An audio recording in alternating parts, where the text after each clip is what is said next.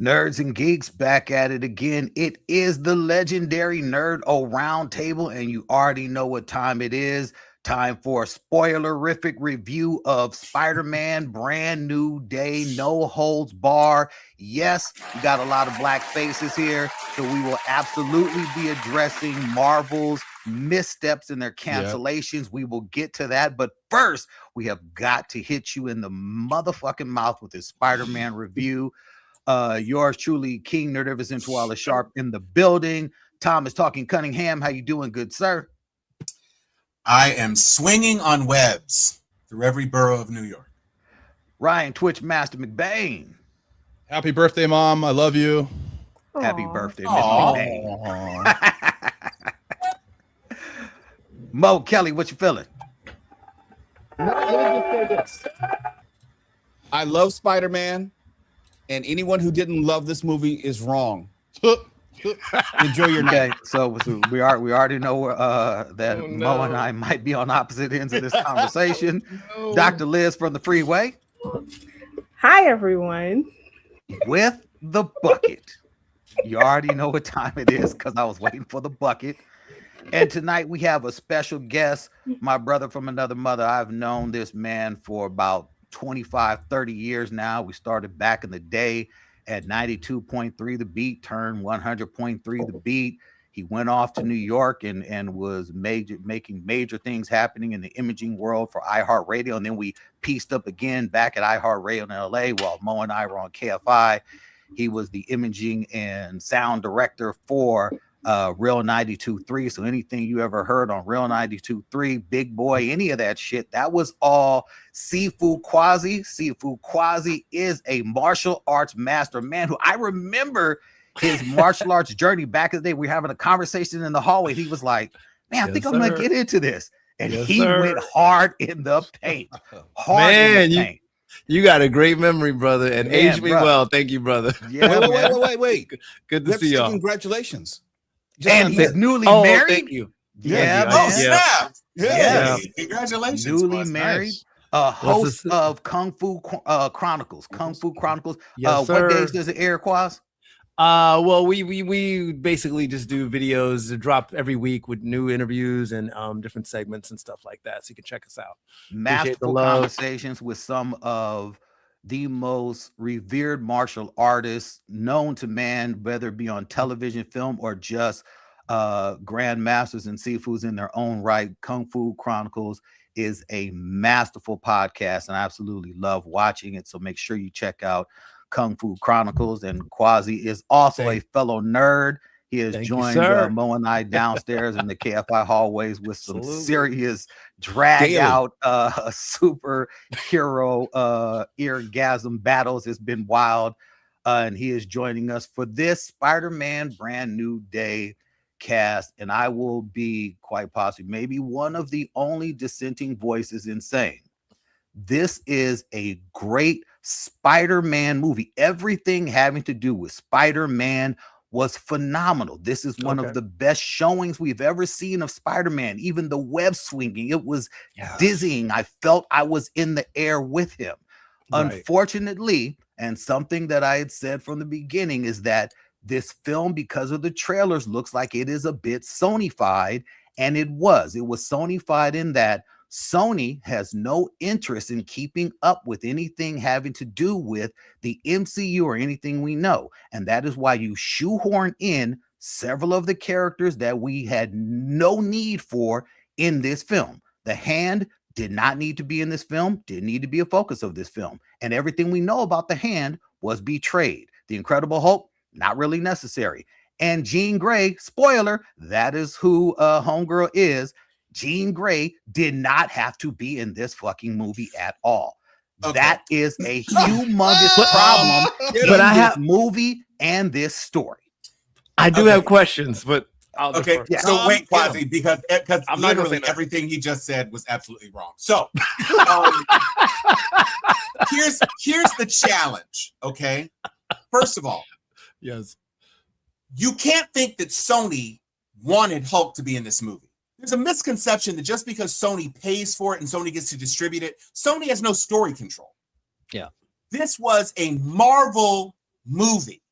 And there were reasons for each of these people, these characters that you just disparaged, to be included. So let's take the first one. Okay, the hand. The hand was not central. They were not a central piece of this story. Okay, what the hand was there to do was, in the third act battle at Damage Control, be cooler than Stormtroopers. Stormtroopers can't fuck with Spider-Man. But still, no. But hold on. You don't have. What's another magical ninja group that could possibly be in combat with Spider-Man? Tom, you did not have to have a magical ninja group in this film in a storyline where this hand is taken from the exact same Daredevil storyline. They are not, as we were told in this film, a bunch of unruly teens that just needed guidance. That is a betrayal of the story of the hand. Hold on. Metzger is not a reliable actor. Metzger is an asshole. Yeah, but how do you justify his description of the hand? I know what his description was. He also said that Sarah was his partner who got killed, who just died previously. Everything that Metzger was saying, the fact that they were trying to abuse Jean Grey, every other aspect of what they were trying to do was a lie. He was presenting as good guys. If you know the comic books, everybody knows that Metzger is an absolute asshole. No, and Metzger goes after who? Dickhead. Anti-mutant dickhead. Absolutely. And so what he said that was true was that he was marshaling forces to be under his control. He didn't say they were under his control. He said, we just bent them to be, redirected their energy. That was bullshit. That was him convincing Peter Parker that he's not an asshole. And ultimately, at the end of the day, if you thought, but Tom, to say that you can actually do that with the hand is a betrayal. The hand isn't coming to work for some government organization. They're also not walking around in their ninja outfits. Is it the whole hand? We saw, or is it pieces of the hand? Because just like Elektra broke out of the free influence of the hand, all I'm saying is, Tom, get it out so we can then respond. So we can move on. Hold on. Then, as far as Jean Grey not needing to be in this movie, explain to me how you get MJ to kiss Peter Parker without a person controlling her, because she did not know who Peter was. And that moment, there are several. I will tell you why. Go ahead.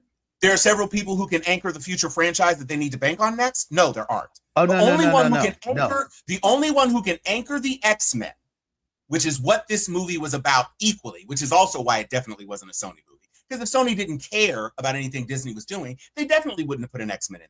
But Feige cared, and Feige wanted another New York-based character who has psychic powers and who also is a cornerstone of the next major direction of the entire MCU to be in this picture to springboard them, because she is going to be either in Doomsday or Secret Wars. And we know we're getting Storm in Black Panther 3. And we've already announced who the casting is for Beast, and they just announced that none of that stuff is factual, because it hasn't been confirmed. So let's not go off of it. Let's just go with the one that we have. We know we have Jean Grey, which is a problem. We know we have Jean Grey. You know Jean Grey is a problem. You know she isn't a problem. It's a problem to throw her in this film right now and then put her on a bus to La La Land in the end of the film with no clear direction. She's not going to La La Land. She's going to Westchester. Not what you think. No, Tom. You don't know that. You have no idea where she's going. She was. And you don't know where she's going either. You have no idea. What makes story sense? What makes story sense is that a newly empowered master telepath is aware of the presence of another telepath who is Charles Xavier. That makes sense. We don't know that, Tom. No, Tom, that's your own conjecture. We know no. Hold on. I'm saying what makes story sense. We haven't seen the first X-Men movie, right? But if mutants exist on this planet, on the 616 MCU planet, Charles Xavier is older. He's always been older than the students he recruited. Okay? We haven't seen a genesis of mutants, but we know Kamala Khan technically is canon now, a mutant. So other mutants exist. Whether or not Scott Summers has emerged or Scott Summers is still someplace else, Xavier probably, because Xavier's not coming from another dimension. They're all every mutant in this universe is a variant. Every single one, Tom. Well, no.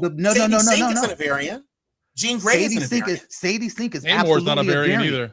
How it's whoa. How is Sadie Sink a variant? Sadie Sink is a variant because the X-Men exist in their prime universe, the universe that will be crashing in Doomsday. She's already in this. She's already in this universe. But again, you've shoehorned her in because you've given us nothing else to it. It's not conjecture. That's conjecture. It Tom, is. It's not. You don't have any evidence that she is a variant. Or from a no. Let's call her just another. We actually know that the original X universe is from the X films. That's Famke Johnson as Jean Grey. That's not Sadie Sink. That's Famke Johnson. Is Jean Grey in the original Foxverse. And the Foxverse. But Tom, are you denying that that's where the original X characters are? There are no X-Men in this universe. In the 616, X-Men don't exist. They don't exist yet. The characters they aren't named yet. But Sadie Sink is not from the Foxverse. You have no evidence that Sadie Sink is from the Foxverse because she's not. But Tom, we know Famke that Johnson was 40 years old as Jean Grey in the Foxverse. But that's where the X universe exists. The X universe exists in the Fox world. Everything X exists there. We know it dies. So, but that's where the originals are. Of Doomsday. So if you're not from that universe, you're a variant. But Sadie Sink is from the 616. Okay, she's introduced. Okay, but the last thing. Marvel can't have a Hulk film. Fans want Hulk. They want World War Hulk. They want Savage Hulk. The Professor Hulk, nobody gives a fuck about. This was the first time since Ragnarok that we've seen a real Hulk, not a Hulk that got punked by goddamn Thanos. This is real Hulk. Twice. And this was an amazing presentation of Hulk. No problem with the Hulk. So the Hulk was great. Again, if you want to thread the very delicate needle of doing what the previous MCU films in this phase have not done, which is weave a thread throughout multiple films to get somewhere, you have to start fighting it again. Just like Hawkeye was introduced in Thor, just like Black Widow was introduced in Iron Man 2. You bring in characters that are going to push the narrative forward after. Yeah. And so the reason I know she's headed to Westchester is that there's no other place for her to be headed. Just like when we ended No Way Out, you had to pick up with Peter being confused and angry and upset about his space in the world. You couldn't just do a Scorpion film like, Scorpion wasn't in it enough. Scorpion doesn't do anything. The only thing that advances the universe forward and prepares for the next phase, which is absolutely what the MCU needed, was to introduce an X-Men, which is a New York-based group. You intro one mutant. We know that there are other mutants already because Kamala Khan had been called a mutant. And you say, okay, she's 16. She's young. And America. She is. Oh, America Chavez? Yeah. Chavez. Well, Jean Grey. Jean Grey is young as hell. She's from another. Isn't America from another? Her parents. Yeah, but she popped in. But she popped into this universe. I'm just saying, but she's not. She can be. She is. Well, she may be a Nexus being, so maybe she's not a variant. Yeah. But she's from not 616. I'm talking about people who were born on 616. And unfortunately, in Doomsday, as the trailer suggests.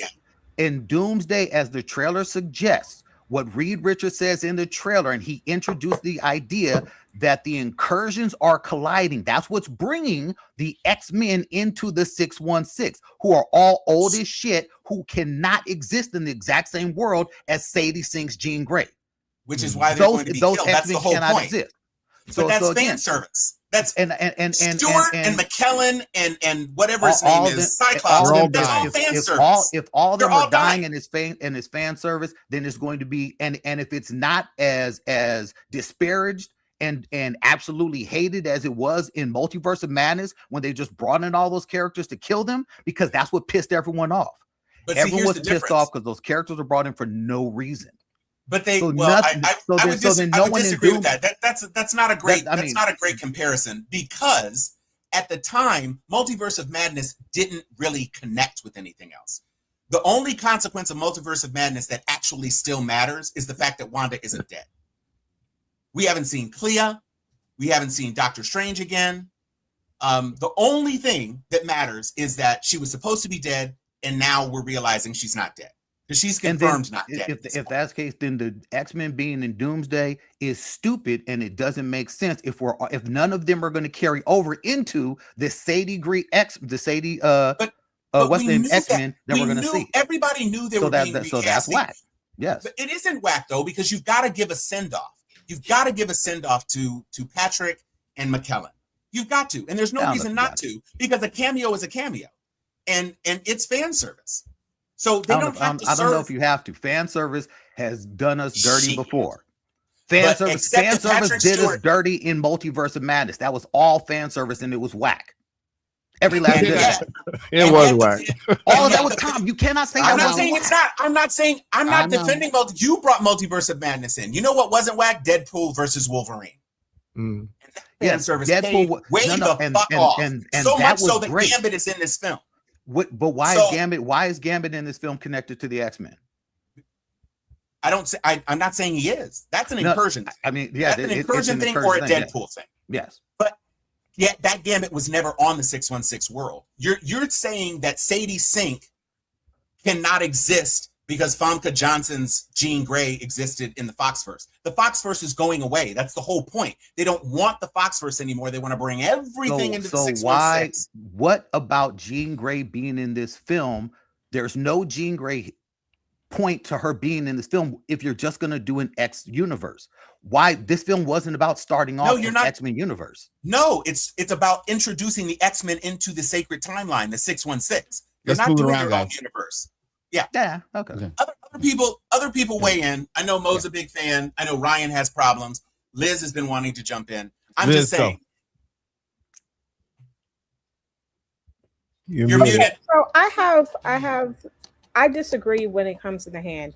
I think that the hand was absolutely necessary, because how do you say that Spider-Man has eliminated all of the crime and the biggest crime syndicate was the hand?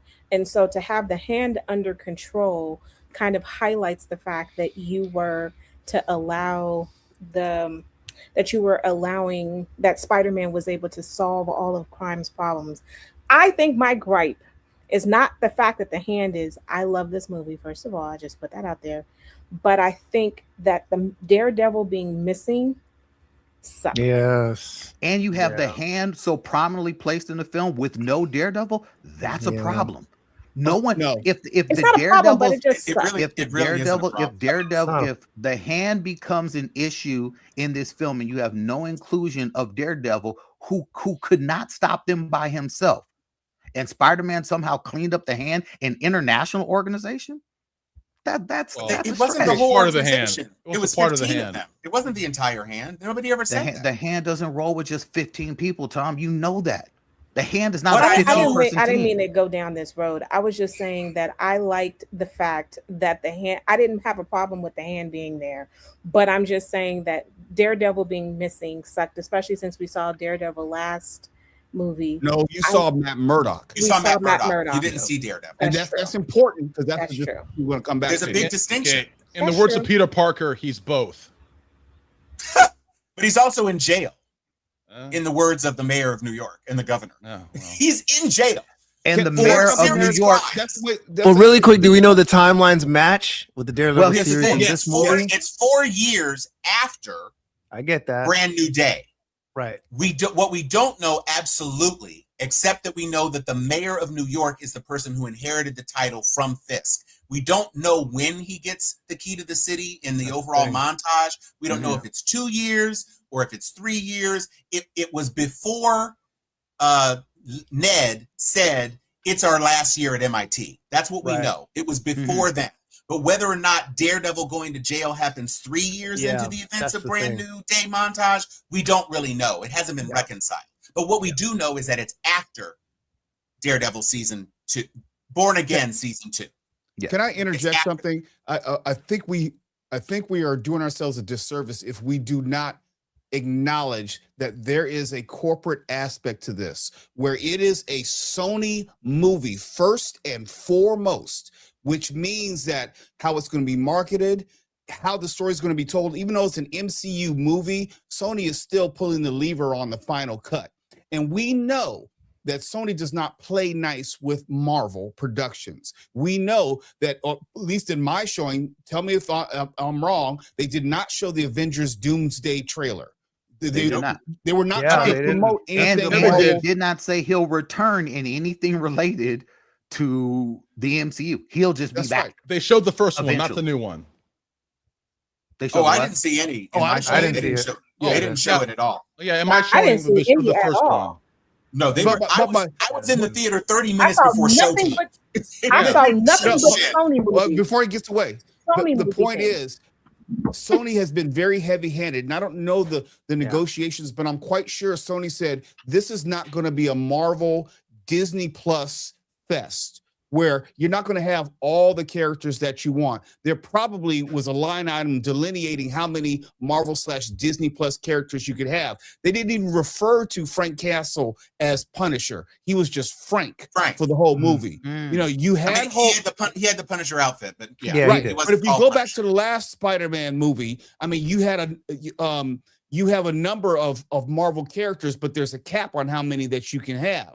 They were not going to allow you to have Hulk, Daredevil, and Punisher when it's a Sony vehicle, which is about promoting Sony characters. That's why I think you got the montage, because Scorpion goes back to the Sony Homecoming, Spider-Man Homecoming. And so I believe that there's this jostling and negotiation where we'll give you Frank Castle /Punisher, but you're not getting Daredevil /Matt Murdock. That's all.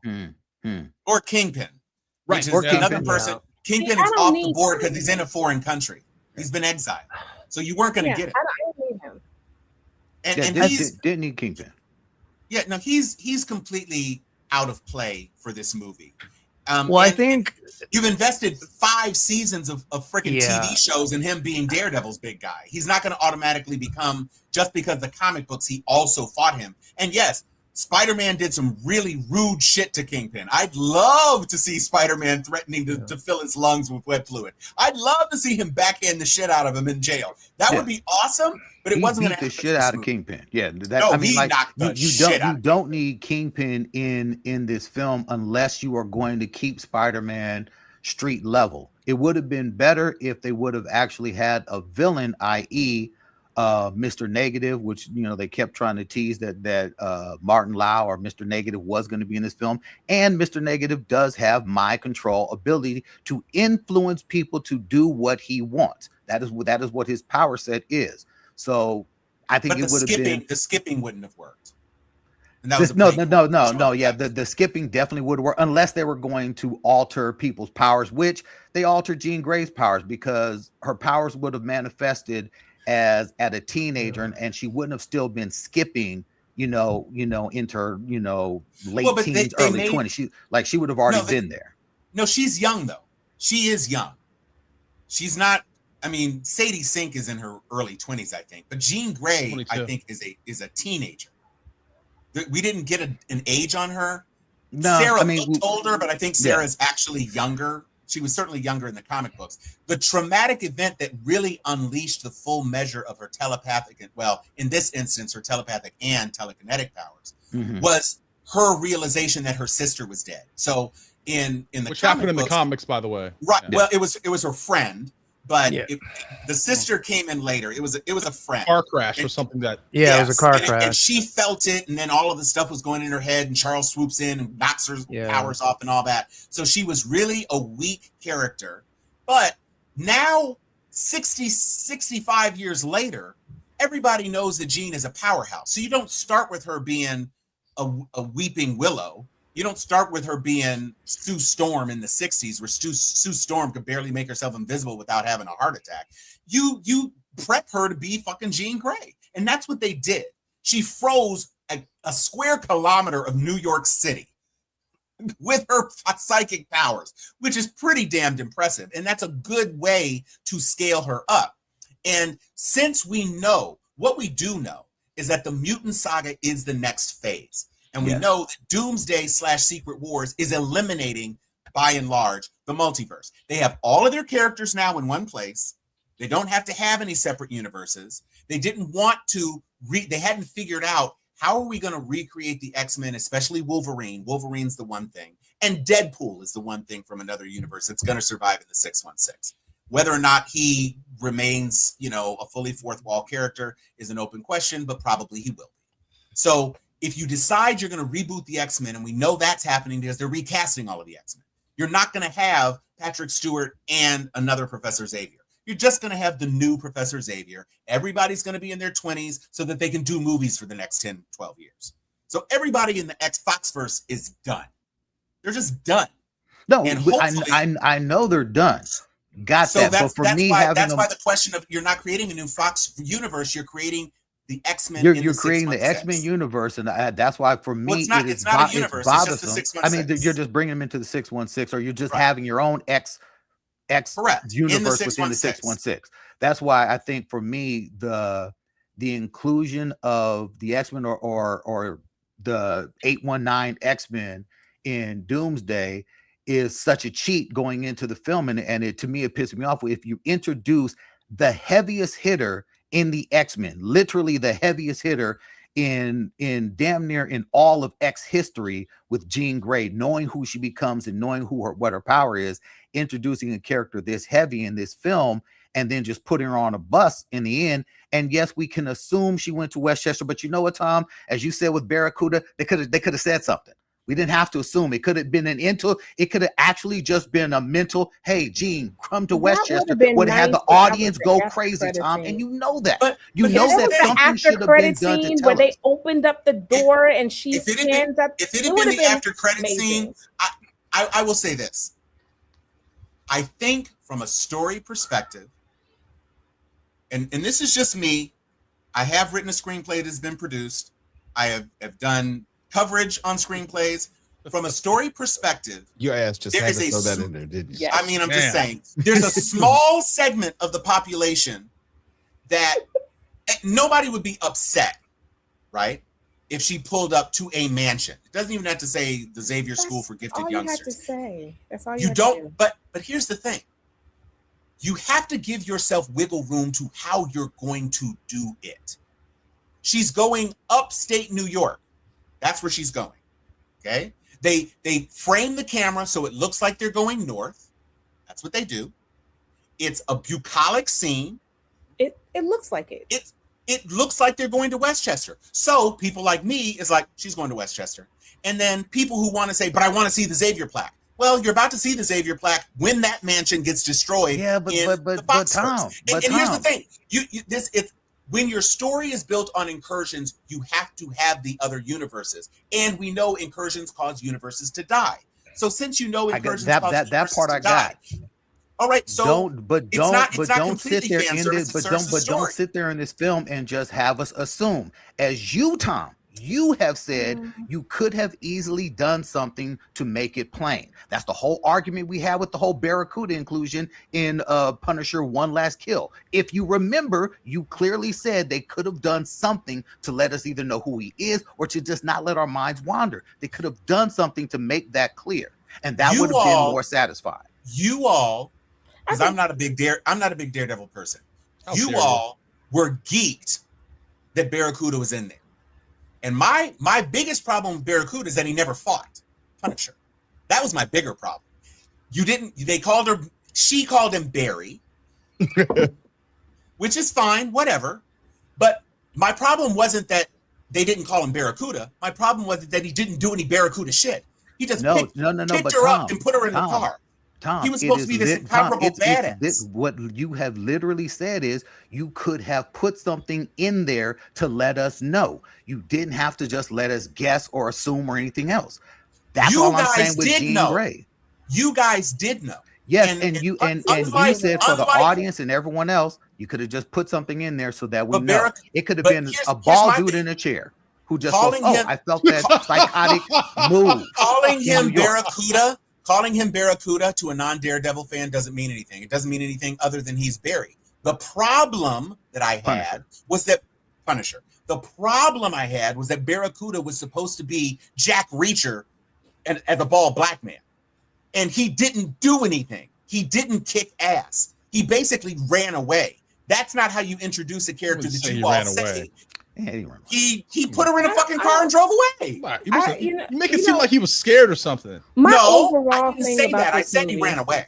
I didn't say he was scared. And by the way, he didn't even throw a punch. So how the fuck are we supposed to know? Okay, that's a very big difference in cheating for being explicitly named on camera. Hold on, Tom. And you could have had something in there to just have that whole psychic blast. If you just would have had a bald head, just put fingers to the head from behind, something so that the audience can go, "Oh shit," versus putting her on a bus and just she's going upstate. But I think that the bus, I would have liked the mansion, but I can live without it. But my whole gripe, I like this movie. I said it before, and I think I don't know if it's my favorite Spider-Man out of the 4. But I will say that I do think that Tom Holland did an excellent job in acting in this one. He had to do a lot of heavy lifting when it comes to the emotional aspect of this. You have seen him grow as a character from the first one in Homecoming to this, which you now see him as a full-grown man. I think the reason why I may like Homecoming the most in general is because these movies have gotten so heavy when it comes to interlocking all these other aspects of the movie. Even though I know people enjoyed it who haven't watched Daredevil. Like I even, my daughter loved it, but she's never seen anything with Daredevil. And so I'm like, how do you like it? But I mean, it's gotten so interconnected, so much so to the point that there's a lot of inward fan service that this kind of produces, like you guys were just debating over the mansion or not the mansion. Yeah, it's an interplug for people who know, but for people who are just on the skirts of the outside, there's a lot of stuff they missed because they just really, there's a different level of enjoying it. I'm not saying that that's a negative per se, but I do appreciate watching a movie for watching the movie and enjoying it just to enjoy it, without having to do this heavy. Now, this is a different level of heavy intersectionality, in my opinion, than some of these other movies. But I do think that there is a lot, because it's a lot of street level. And so to me, it also lends to, gosh dang it, I would have liked more street level. Just because, and I know that Mo, I understand Mo's perspective, and he's right on the business scene. But gosh darn it, there are things that I would have loved that are missing, just like the different characters that are missing. And it's only because you introduce all these other elements that lets me know that he's fully aware that all these other people exist, but I can't see him. It would have been a lot more fun, I think, as a Spider-Man film. For me, this all of my critiques of this film do not take away from the fact that I still think that this was the best of the Spider-Man movies with Tom Holland. I wanted more street level interactions. I knew it was all the villains we saw in the trailer. I knew there were going to be a montage. Massive shout out to Marvin Crondon Jones.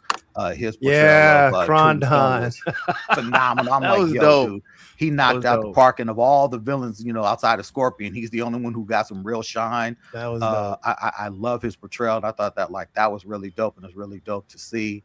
But I really did want a more grounded Spider-Man film, which is why I was looking forward to, and that's my own fault for going in hoping for Mr. Negative, because Mr. Negative keeps it 100% on the street and keeps the fight there. It keeps the fight in the hood. It keeps him, in that realm. I like the inclusion of Bruce Banner, and I love seeing when he hulked out and he looked up and was like, I didn't know you could get that big.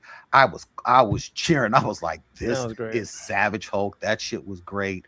I just wanted more street level shit. Yeah. I was like, oh my God.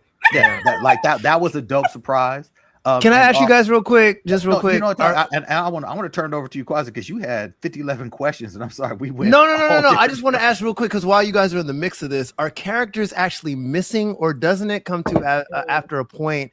It's a budgetary thing, because how do you get as much as you want to see Daredevil, Kingpin, Vincent D'Onofrio may not be available, and then he's got a price tag, and then the guy who plays Daredevil is not available, he's got a price tag, and we want to see Luke Cage is available. Well, okay, sure, but I'm Damn just right. saying of people that you would want to show's see that makes canceled. sense. To me, the biggest the omission He has a new is show. you don't have the Daredevil with that. We have the Hand and no Daredevil. So, but again, I'm I'm just asking, you know, and you guys probably would know more. Is like It's is a contract point, thing. yeah. To most point, they have no. And that's business what I'm helping out saying. So Marvel. they work around it by like, we want these characters, but some aren't available, and it's a budget. Okay. You're gonna But it's also a story thing, though. Okay. That's fair. The best You way I can throw- describe it is this. I'm sorry, Tom. The best way I can No, go ahead. describe it is this. Marvel and Sony, they're fuck buddies. That's what they are. They're friends with benefits. One doesn't really want to help out the other, but they need each other. Yeah. It's that simple. So, but it's important to say that fan service is Easter eggs. Fan service is throwing in things to make people happy. If you have a major character like Night Nurse shot a scene, they cut it. Night Nurse certainly wasn't somebody that Sony probably cared about. It could have been because maybe she's associated with Kingpin or whatever, but Night Nurse would have been a nice little piece of service because she's street level and she's connective tissue. But none of these things that you all seem to be asking for would have served the story. They all would have been about, oh, it's nice to see this person on screen. The story was about two things. Peter Parker finding his place without Tony Stark. This is the first time we saw him before he met Tony in a regular ass suit. Yeah. No extra gadgets. Okay. So the story was about Peter Parker A reestablishing. few gadgets. Well, he had the thing, Yeah, but he had, the web shooters are his though. But he still had the AI that Tony he inherited. No. You know that wasn't the same AI. But you know what I'm saying? He still had some stuff. But I get your point. We're given to believe that's not Edith, that's Evie.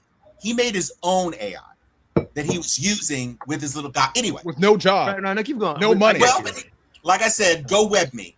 He's getting go web me donations. Okay, so, apparently. But the point is, Peter reestablishing himself in his world without MJ, but missing MJ. Okay, that's story point one. That is the whole point of this movie. And then story point two is basically him evolving so we can have organic webs and be stronger. That's the undercurrent.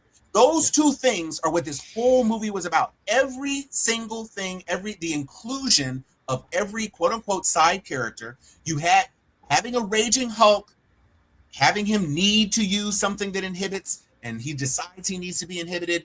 Bruce Banner is a genius level biological, radiation expert. And he's alive. And who? He's alive. Like you can't have Tony because he's dead. Correct. And so you have the other scientific genius who is not the Hulk anymore. He's just the inhibited guy.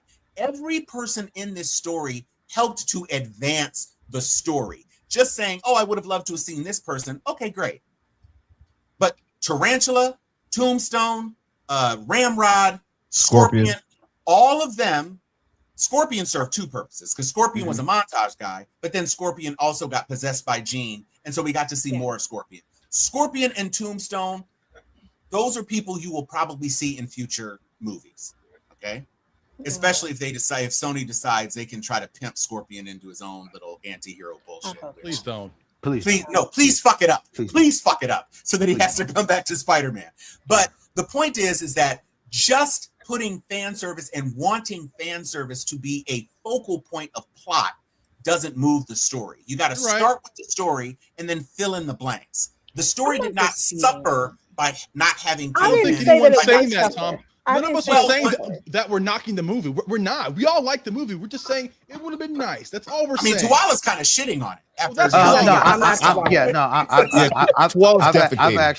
I've actually wiped my ass with a lot of the ideas that I didn't like. But I know I'm not in the writing room. I definitely dug a hole in the ground and shat. As they do in certain parts of Asia into the hole of these ideas that I didn't like. But if you start a story where Spider-Man is fighting crime and he's cleaning up crime, you could have had a major Marvel crime figure from the Spider-Man universe for him to face off against that would have been a bigger challenge that has been a big challenge for Spider-Man. If you would have had a character like Mr. Negative, who was from the neighborhood, who has everyone under his wrap, using his power to influence and control people, his connection to the hand specifically, all of that would have been great. You did not have to go the direction that they did. And for me, that is when you have a studio like Sony, which is still run by Amy Pascal, who still has her own ideas, and you may think that she doesn't have any influence. I say you're out of your mind. No, here's the thing. Pascal doesn't. I'm sorry to interrupt. Here's the thing. Say yes to Jean Grey as a major character because Sony can benefit from that on some level. They still have rights to that character. So like, they don't have. And wait, have rights can I just say this too? Sony does not. Can I just say something real fast? Here's the thing: the problem that Sony/Marvel wrote themselves into kind of a corner because you had 3 movies before where you've introduced a lot of Spider-Man's rogue gallery. You already had the Vulture, you already had Doc Ock, even though it's different Earths, you've already had the Goblin. So like you're saying, Tawala, it would have been nice to see another, Spider-Man villain in it, but you kind of almost shot your load with all these previous movies. So now it would be redundant to see like the Goblin, Mr. Negative, cool, but you know what I mean? Not many people know who that is. You need a marquee villain in these films, let's be honest, to draw the crowd. You needed a marquee villain, and if they're going to do more Spider-Man movies, and even Tom Holland himself he has recently come out to say that him and Marvel, when they sat down under this new contract, they have written it so that he has a graceful exit from the franchise, and he would like to see the baton pass to someone else. That doesn't necessarily mean Miles Morales, even though yes, that's who we would all like to see. It could be Spider-Gwen. It could be a bunch of different character that he wants to pass the franchise to. But for a Spider-Man movie, if you have 3 movies in line, what you should have done with this film to lead us in a direction of Spider-Man, not X-Men, Spider-Man, because in the end of this film, he's still Spider-Man. He's getting back out and he's like, you know what? I'm going to be Spider-Man. You should have already started building up your Sinister Six finale with Spider-Man. And in the way that he was able to pass the baton to Miles is when he had that final showdown, the Ultimate Universe, with the Sinister Six, falling at the hands of the Green Goblin, and that is when he passed the baton to Miles. What you should have done is done that. You should have led us in a direction that can have more of a Spider-Man story, not a Jean Grey story, nothing else. But again, can I get in here real quick? Yeah, go ahead. Sure. Okay. If you would have told me 20 years ago that we'd get a movie with Spider-Man, the Hulk, Punisher, and Jean Grey duking it out, I would have said you're out of your goddamn mind. We are all very lucky. Yes, I would have liked to have seen more stuff, but that's fine. It's just something that I would like to have seen. I'm not knocking the movie. I'm not bashing the movie for it, even though I like No Way Home more because I'm a sucker for nostalgia. This movie's great. I really like the movie. And this is coming from someone who doesn't give a damn about Spider-Man. I don't care. I never really cared about the character, but you got me emotionally interested. And beginning of the movie, I'm laying back in my recliner. I'm like, okay, yeah, I get it. Peter's going through some stuff. Yeah, I know life sucks. Yada, yada, yada. I felt that way until MJ and Peter on the rooftop. Peter kisses MJ, and he is that was horrible. Yeah. No, he's so happy. I felt that shit. He was so happy. Like finally, Peter's finally found some happiness. And then it finds out that Jean Grey is controlling MJ. So I went from my recliner, I went from this, leaning into the movie and going, you raggedy bitch. I was angry. I was fucking mad. You know what that is, McBain? I really didn't That's like writing. That is story, and that is plot. My whole point. And that's the thing. And by the way, that's how you're supposed to feel, right? At some point, Tom Holland was talking about passing the torch. Last week, in an interview with a Hollywood Reporter, he said, I quote, "This has been the gift of my life, and I will do it for as long as they'll have me. So if this movie does good, I guess we'll see." It did $1 billion on the opening weekend. It's about to be $1 billion movie, guys. It's about to do $1 billion. It's going to be another $1 billion. Yeah. This is a $2 billion. billion. And by the way, sorry to interject, but this is going to answer the question of, is it about superhero fatigue? No, it's about good story. When it's a good writing. story, Yeah. people will go see it. Yes. I don't Absolutely. care about no superhero fatigue. When it's a crap Thank story, you. no one's gonna go watch Exactly. the movie. It's Supergirl. just that, Movie it's just fatigue. that That's simple. what it is. Write a good movie, people will go see the Yeah. fucking movie. Look, Two I more saw the points. shit Clear. twice in one day. I'm Twice sorry, in one Ryan. day. I'm That's so a sorry, love Ryan. story. I did not care. I am the Because I'm Liz, you're wrong heartless, with my Liz. Liz, emotional. you are heartless. You are heartless. 2 more I Oh, was you didn't points. care about that Liz, part? you're Liz, Dr. you're Liz, lying. you didn't like that part? 2 more Liz, points. you are They Two more were lying. trying their best Two- to get me to cry in No, this what movie is your or to be problem, Liz? emotional. No. And I was Liz, like, what? Okay, hold on. oh, Just 2 more poor points. baby. Let me get out of here. And Let then me I get in and get drank out. my drink. Two Wait, things. can I tell you Go ahead, Nick. really quick? My Go ahead. wife, who's not a big superhero nerd, even she was like, man, that's just cruel. When like she's up on the roof with him and you think for a second that it's really MJ and then it's the mindfuck, it's not MJ. Just like Peter said, it's like, you're a monster if you knew how much I love this woman and what you did was so cruel. I thought I had her back and you took that from me. That's just cruel. I mean, even if you didn't cry, that's just, there's no way if you don't, like, you just don't have a heart if you don't feel any emotion. What was even colder is when she I was said, cold. "There's really nothing about you." And Yes! In here at Oh my all. God! I was like, like, no. Can I tell you that's That's the part of still it where didn't like the was writers like were you so talking about my on. They mama. just struck Like, so many man. chords with this that were just on No, point. that- Like that's some great Hold writing. on, Tom. Ryan. Yeah, thank you. Okay, so 2 more things. We're constantly asking ourselves, where's so-and-so? Where are the Avengers? Let's not forget the great interaction between Yelena and Peter. Yeah, Yolanda. "Oh, Yelena, yep, Yelena, when she's Yelena. telling Peter, you're just small potatoes. small potato, Small potatoes, Nina- right? These small Small potatoes. You saw the that big joke- potatoes, you're small potatoes. That Yeah. whole Small joke, I kept on potatoes. laughing. And honestly, the guy in me, I was like, yo, Peter, pass the ball, man. She's trying to smash. Pass the rock. That was fucking funny to me. Also, like- one more thing, and I'm out. Okay, so after the Avengers trailer came out, a lot of people were saying, I don't care about these characters. And rightfully so, Marvel hasn't really given us a reason to, because they show them in a movie or a show and they forget about them. What's one good reason to get people to care about a character? I don't know. Have someone like Yelena interact with the most popular comic book character on the fucking planet in Spider-Man. People are going to see that and go, oh, she knows Spider-Man. Is she anything else? Oh, she's in Thunderbolts. Oh, she's in Hawkeye. I'll go watch that. They did the same shit in the 80s in wrestling. When you have when they wanted a wrestler to get over, what would they do? They would send Hulk Hogan's racist ass out there and shake his hand, and the whole crowd would go, "Ooh, wow, he's friends with Hulk Hogan. I like him now. Yay!" Come on, brother. I'm not really racist. It's really that I just like simple. white people a lot. And I really wish Marvel would do more of it. It's really that fucking simple. To Mo's point, sorry, Tom. To Mo's You point, did that in Wakanda there's Forever. no mistake. It wasn't an accident that Frank was called Frank and not Punisher. There's no mistake that you hardly saw the logo. There's no mistake that he was clean shaven and looking nothing like his character in his last kill show. There's no mistake. That's just a simple observation that Sony's not playing nice.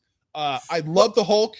I don't know about you guys, but when Hulk said no Banner, no girl, Just only Hulk. Only Hulk. The whole crowd went nuts. We only heard Yep. the name Hulk like 3 times. Look, I blame that's the Sony for that. thunderclap.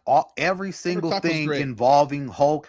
When Hulk was Frank great. came in gunning at him, all of that was But one wait. of the most amazing One last thing. sequences. Yeah. Let's go give love to Ned though. The actor who played Ned, because that handshake, I don't know, man. Yeah. He looked like he was doing that on instinct. That was great Yeah. fucking Yeah. acting. It was I muscle like, memory. There was a muscle lot of memory. great It was acting in this fucking movie. great. There was It a lot of fucking great great. acting in this movie. So, There was a lot of all great right, I'm acting. done. I thought.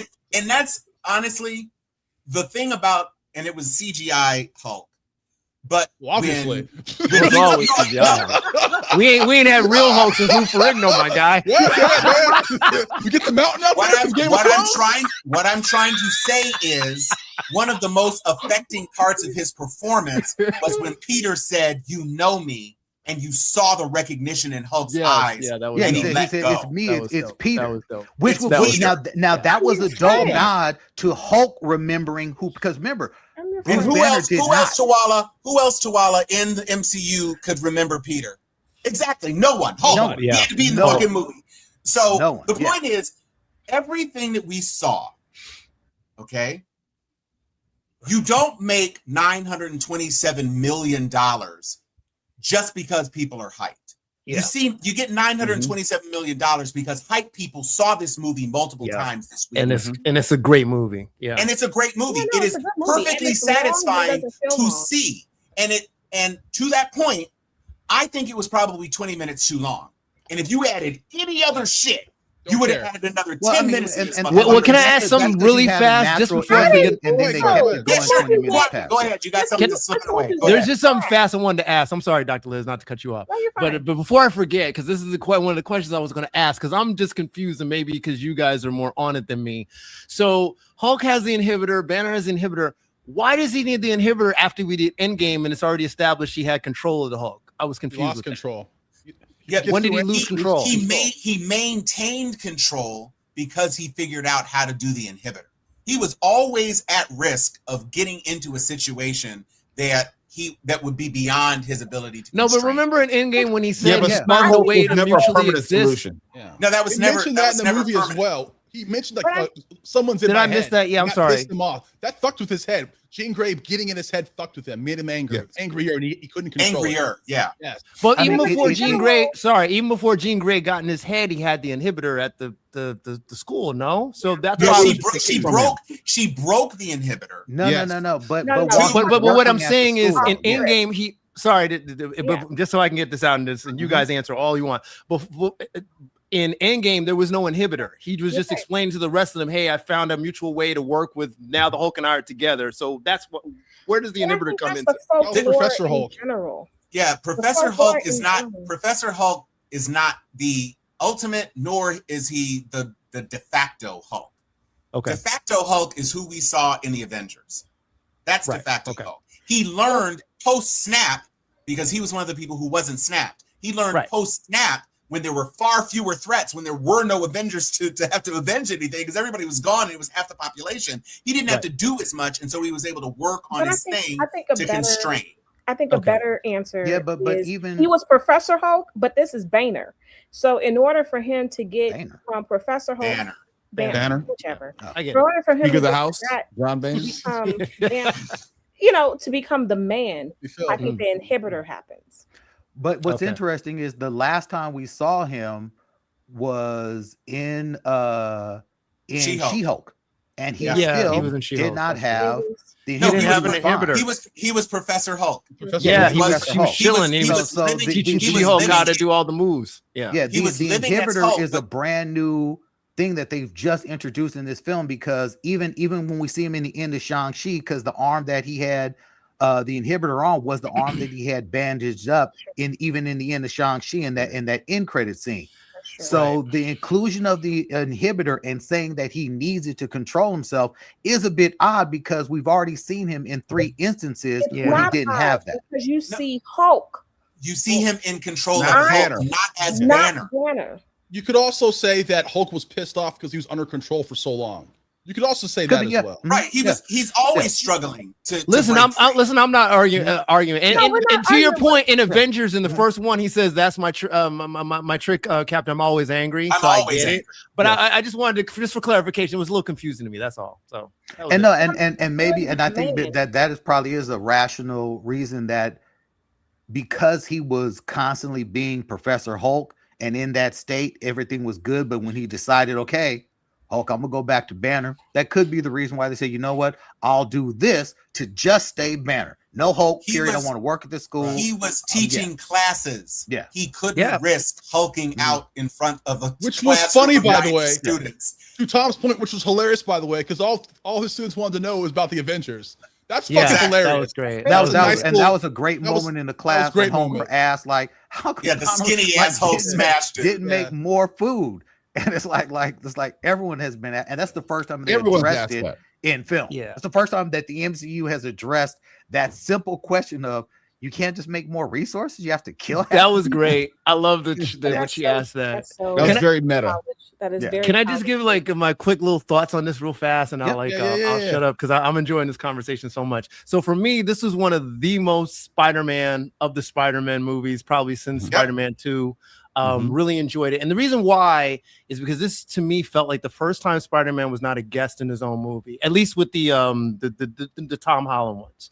I mean, Homecoming was great, but I think you get a little overshadowed with Michael Keaton, who's an amazing actor, and then Iron Man's in that one. So as much as I love that one, the second one, Nick Fury comes involved. It feels more like an Avengers kind of side mission.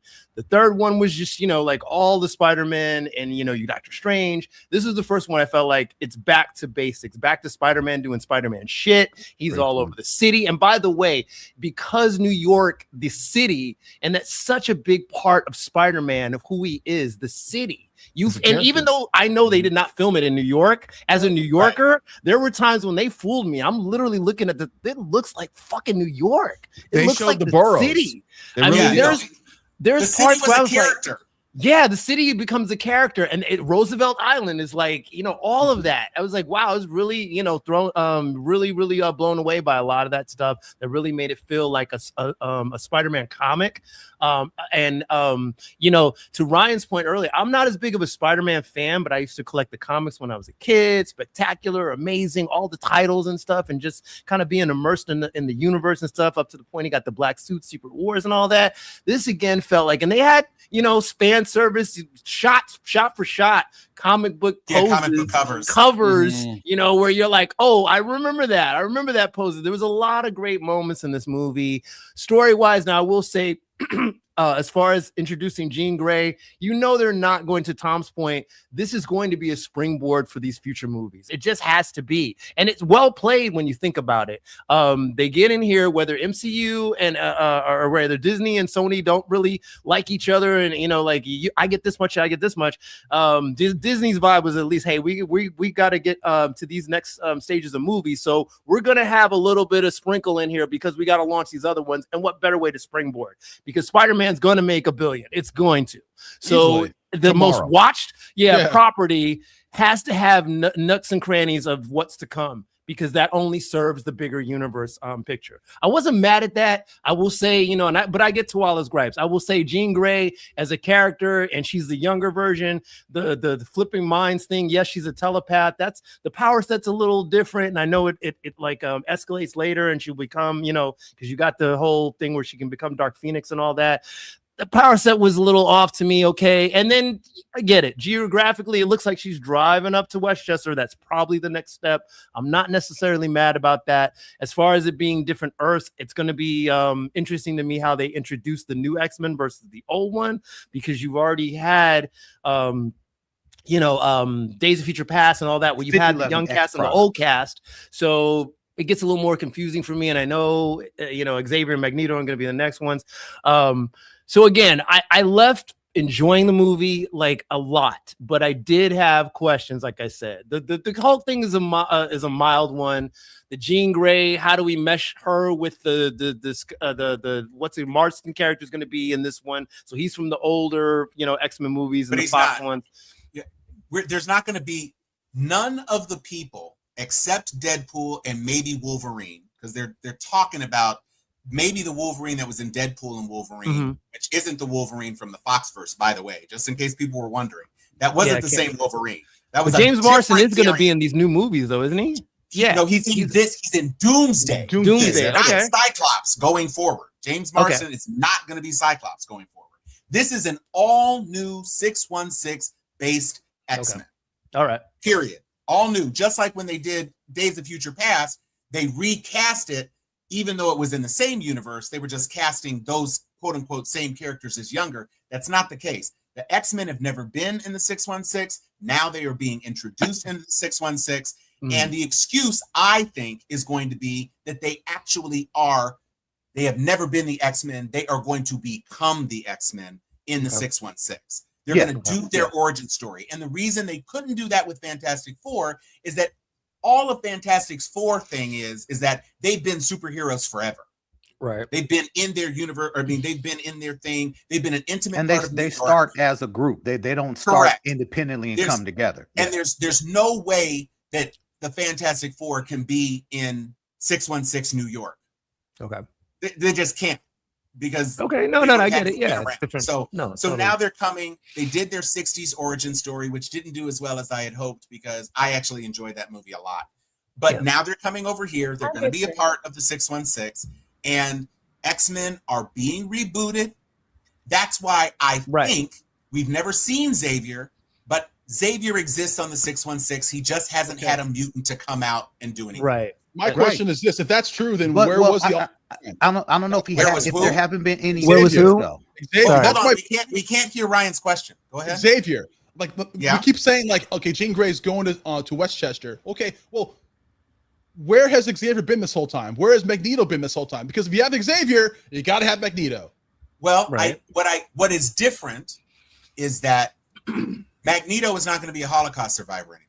Yes, We're that's my in- other we're- question. Well, we're in 2026. Everybody is younger. This is Yeah. the beginning of Charles Xavier. He might be a Storm 9/11 isn't around yet. survivor. Right. Right. They'll They're going to be a different thing. redo the And origin. whether or not Magneto has even emerged, what they may do, because again, in the comic books, Magneto was de-aged to become Joseph. And so he was as young as the other ones. I think what they may be doing is setting up that Xavier and Magneto may emerge and may come to the fore at the same time. I don't know what the trigger is going to be for Magneto because even 9/11 is 20 fucking years in the past at this point. Yeah. So Right. he But would have that- had to have done that something. worked. But 25. maybe Maybe they age in differently. maybe in Doomsday, the incursion is the thing that triggers his powers to emerge. Yeah. That makes the most sense. That he's on this planet and something happens and somebody he loves dies and it emerges his powers. You work with what you have. So Yeah. what you have but is the snap, and the snap could have been something when Hulk unsnapped everybody. That could have been the replacement for nuclear radiation creating the X gene. Maybe that would when have he happened by comes now, back- though. I actually That would have happened but by I'm- now, though. But they don't have to manifest their powers. If you activate the latent X gene, now the teenagers may or may not have manifested their powers. I didn't say it gave them Yeah, uniforms I would and be- teens. I I think just said it'd it be kinda activated cool. the genes. I But actually Dr. think it'd be Liz, real kinda quick cool. though, real quick, Dr. Liz, that because we have had several instances now with mutants in this universe, and we already have Namor who says I was the first mutant. We have Namor who's already claimed it. We have Kamala Khan, and there have been other characters in this universe who are technically mutants in the 616. So I don't see this as an Xavier Xavier actively looking to bring together mutants. From my understanding, this is something that was leaked out on Reddit like maybe a year ago, is that an incident happens to a mutant, that there is a mutant, almost like the incident with that started off the Civil War where Speedball went and destroyed the school or whatever, and that had everyone going after superheroes. An incident, from what I read, an incident happens with an individual that has been deemed a mutant that turns society against people that are popping up with powers that causes all these different individuals to coalesce and come together. And then it is Xavier who comes forward to lead them when they all come together, but they don't come together under Xavier. They come together as like, folks is after us. Folks is after us. I think that And that's fine if they do that. Yeah. This is why I think what would be more interesting is not where they were, but there is probably word that has gotten out, because as she's driving up, there's the Kamala Khan in the end of her series. You get people looking for mutants and trying to put them away. You get that kind of space happening in the last Spider-Man that took place. That's how it starts off with Murdoch. And then you have this one who's coming. This one, they overtly are talking about the fact that they're putting people who are mutants away. So it seems like there could be a refuge that is probably where they're kind of moving off, which is where we're getting to where you don't necessarily have to see Xavier or Magneto, but they're just finding a space for them to be not hunted. You mean the school is being built? The school being built. Yeah, Just to be in a not hunted space. it could very well be a combination of a bunch of things. So Damage Control was kind of the big bad in Kamala Khan anyway. They were the people that were chasing her. Damage Control was chasing Wonder Man. And now Damage Control was trying to isolate Jean. So it may well be that it's a combination of things. So Tuala outlined one thing which would work perfectly well from a story structure perspective, and Liz has said another thing. Another thing that I think we're ignoring the elephant in the room, Jean Grey could have activated innumerable people. She fucking controlled a square kilometer of New York. And does anybody remember where Aurora Monroe was born? Westchester? She was born in Harlem. They moved back to Africa. Her I was mother to say was she wasn't born in Africa. She was not. Yeah, Her mother was from Africa. The father was a photojournalist. She was born in New York City, and then they moved back to Cairo. Yeah, and that was a retro storytelling of Aurora's history. Yeah, because I thought at the beginning she was African, but I don't know. No, she is half African because her mother is No, African. but I'm saying where she was born. That I'm sorry. So she moved almost right away. I didn't say she grew up there.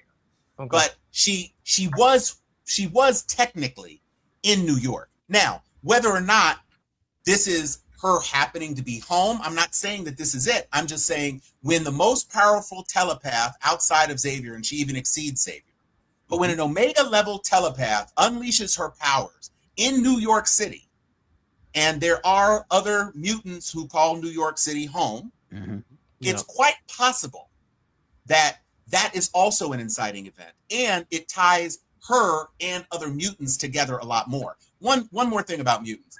When Namor was introduced in the 40s, he really was perceived as more of a hybrid.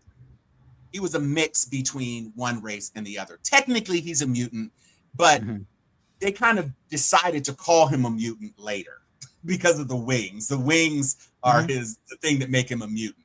His hybrid nature is what gives him his strength in water and his ability to breathe in water and all of that. It's the wings on his feet that let him fly that makes him a mutant. So he's not what I would say is technically the same sort of mutant that Stan Lee created post-atomic age to say, ooh, nuclear radiation just automatically gave us a way to make superheroes. That's what Stan Lee's mutants were. And that's what Kamala Khan is kind of more so. And Jean Grey, when they later transitioned it to the X gene, because we were 50 years removed from the atomic age and people being scared of nuclear bombs, then they just changed it to X gene, just like it's the meta gene in the DC now. So you have the same way to make whoever you want. It's just now it's not radiation. Now it's using an unknown gene factor. We've had other events. I mean, we can't forget WandaVision happened. Right. Well, Photon got her powers from WandaVision. So, she was never a mutant as far as I know. I know, but I'm just saying we've had there have been other things. But those people also in what state was WandaVision set? New Jersey.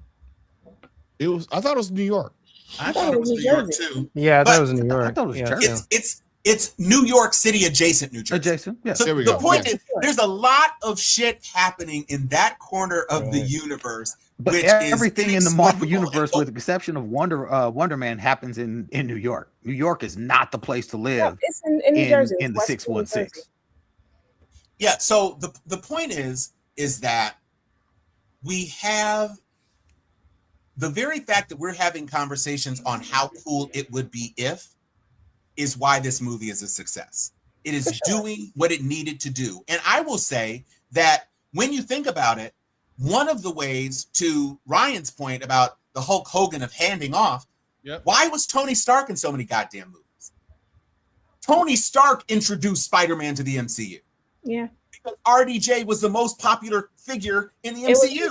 Iron Man was that dude. You put him in the end of Hulk. And he's not racist either. Well, he's not racist either. Yeah. He's an alcoholic whore, but he's not racist. So he did do Tropic Thunder.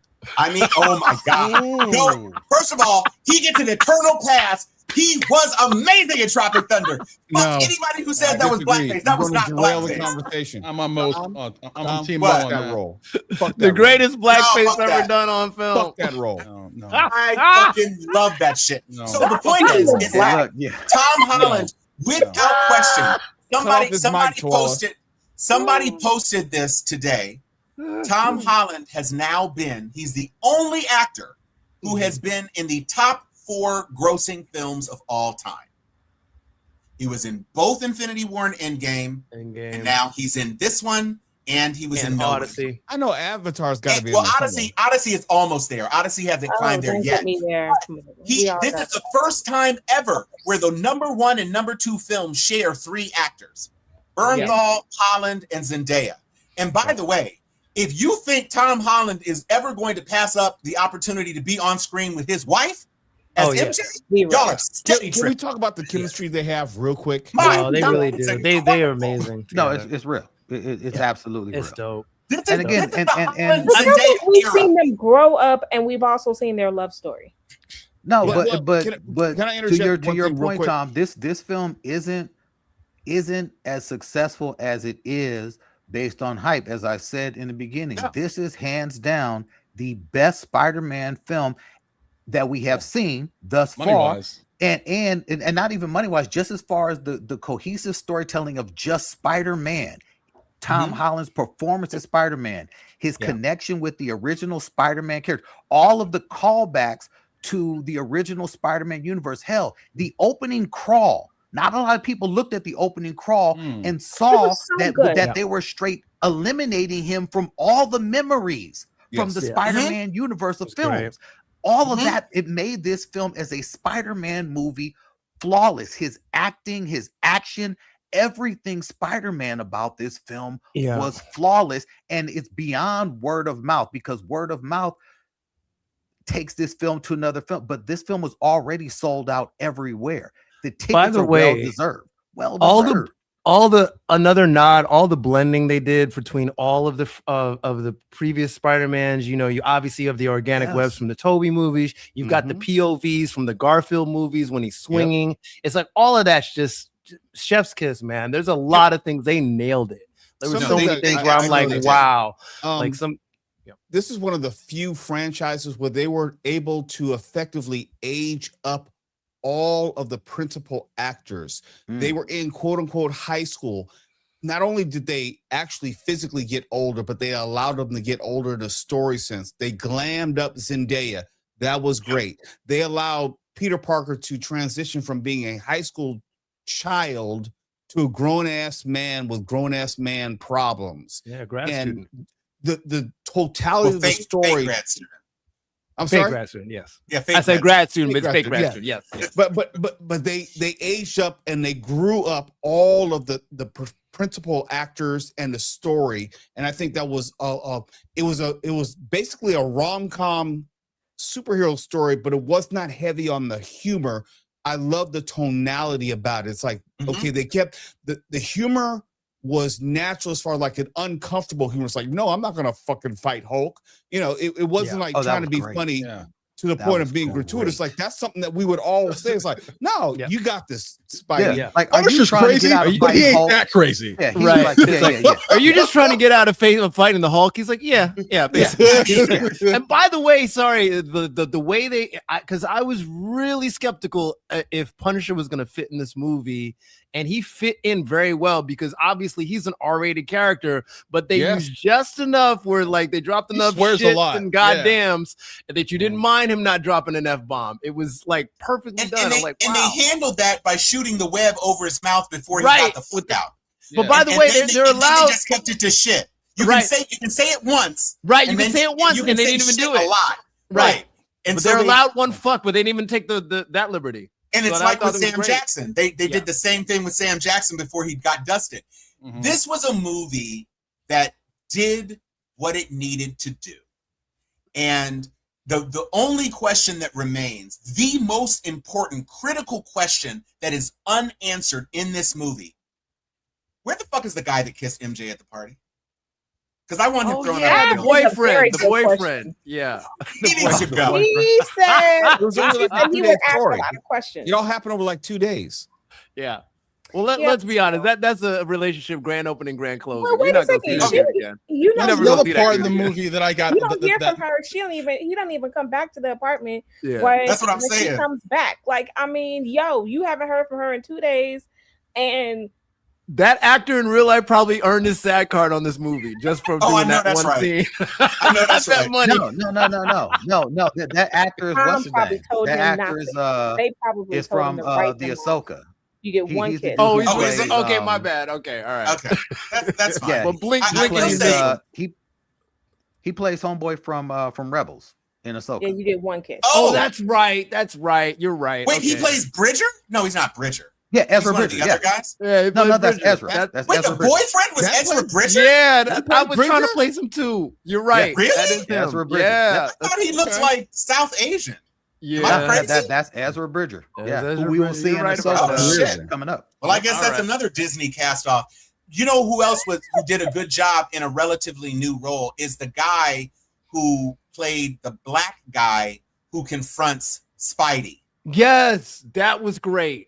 And that he's was not great. brand new, but he was, I think, the largest non-major character scene that shared a scene with Superman. He had a good 2 minutes with Spider-Man. Yeah, it was a lot. With dialogue, it was great. It was Yeah, dialogue. great dialogue. That was great dialogue. I mean, this they- movie was very well written. It was one of It those was superhero movies. You don't say that often about a Listen. superhero movie, but this damn Nope. thing was well written. I'm It like, was man, very well written. it had some moments Absolutely. where I was like, Jesus, this is good stuff. No, Now, I mean I will everything say- in this movie, as far as the plot and as far as the story, my issues with character involvement aside, the script for this film was flawless. The dialogue, the story, every single thing in it made sense, and everyone there was a point for everyone to be in it. That's not being argued. My issue is with specific use of characters, but that's neither here nor there. That doesn't detract from a film, which I think is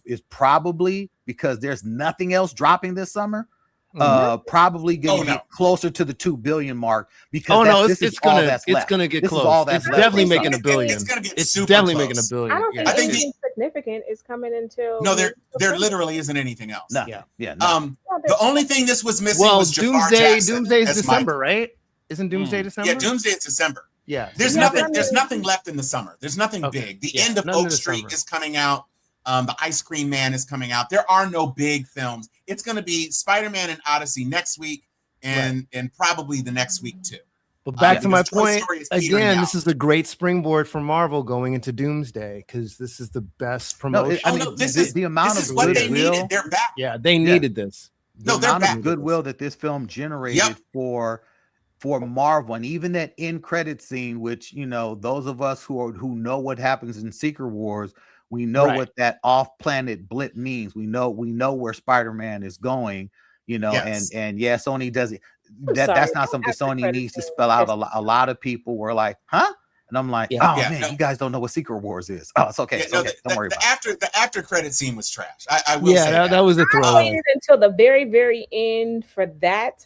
Piss. Yeah, I mean, So here's- I'm with you, I Dr. pissed Liz. too. I was I like, held it in. man. But here's Flip, flip. there's it's trash for a different reason. Yeah. Ned's app worked on people reporting the location of Spider-Man. How are people reporting the location of Spider-Man who don't have the app in the middle of space? Right. He was It was just GPS It locator. was just dumb. Right. Yeah. It wasn't he didn't have a look. tracker on Spider-Man. It was all, people just saw Spider-Man here. Maybe they saw him flying away. I don't know. or if Elena has the app and she's like, "Oh, I found him. We're on Battle World." Who Listen, knows? Look, I to me it's one of those like, okay, it was a No, it's stretch, but fine. it's still to let us It's know where he's fine. at. It don't work that far away, man. What the fuck? No, I waited it was- for this piece of. it was just to let us know he's going to be in one of these two movies. That's the Yeah. only reason That's it was it, there. yeah. And that's fine. I get it. You want him to be there. Somebody said, is Yelena an upgrade from Natasha as Black Widow? And No. I say yes, just for the accent alone. She's funnier. She's That's for Russian, sure. for God's sake. That's Yeah. And Natasha No, never that's- even tried a Russian accent. Yes. She What she never did? even Well, tried. no, she did. And for all Iron Man. of the small potato, big potato, Russian, like we All totally of it. got. She It did was in very Iron well Man written. 2. And then she She let did- that go after Iron Man 2. But Yeah. it wasn't Yes. even. She wasn't dropped even that. a big You know thing. why? Because she couldn't do it well. That's She why they couldn't dropped do the it. Iron shit. Man 2, and She it wasn't was good like, in Russian oh, accent. rap. Scarlett Rachel Johansson Weisz couldn't did do it. it. Fucking the sheriff from Stranger Things did it. Yelena did. She was the only person in the whole family who couldn't do that shit. That's also why they dropped the accent for Wanda after Avengers, because she couldn't do it convincingly. So they just dropped the accent. It was trash. After Ultron, it was like no more. Remember? Same thing. That is true. Same but thing. Also, when you saw Wanda in the comics, I never read her as having an accent. And when she was introduced as a mutant, an evil mutant, Wundagore hadn't happened yet. She wasn't even Magneto's daughter. Yeah, but she's from Romania, wherever the fuck she's from. So she's from Sokovia. Sokovia, sorry, yeah. And then she turned into a sitcom queen who watched American television. They established in that movie that she learned English from watching American sitcoms. Okay. So it's a dodge, but the real behind the scenes is she couldn't do the fucking accent. Okay, here's the thing. Before all that, they explained it in Civil War. Natasha was teaching her how to be a spy, and part of being a spy is changing your accent and changing how you talk. In the very beginning of the movie, they're doing that. But I'm saying in Black Widow, all of the widows received the same training, but Yelena still sounds Russian. Yeah, Rachel Weisz, who created it, sounds Russian. Wanda. I'm gonna fuck about Natasha. I understand. I understand. But they also explained that Wanda learned English from watching old sitcoms, which is what the setup was for WandaVision. Yeah, that was after. So, look, this is nothing. Yelena is a jewel. How good the movie is. Yelena is. She's a jewel. And they are definitely her inclusion in this. They're definitely trying to position her as having a real future in the MCU. Just as a character, they're definitely propping her up. Real quick though, because we are at an hour 21. I just want to get a few minutes in on a conversation that has literally been set on fire within not just the nerd sphere, but just in general conversation with the announcement of the cancellation of Wonder Man season 2. Several individuals have put together that the MCU, Marvel specifically, has made significant moves to eliminate or not move forward with products and projects that are starring African American leads. Armor Wars is on the back burner somewhere. Ironheart is in limbo. Blade, which is the most significant, with Mahershala Ali coming out saying, "Hey, yo, man, don't ask me about this shit no more." They had $1 billion. They could, if they wanted to make the movie, they could, which is all very, very true. Very true. And I think the mishandling of these stories in this short amount of time, is what makes it look so weird.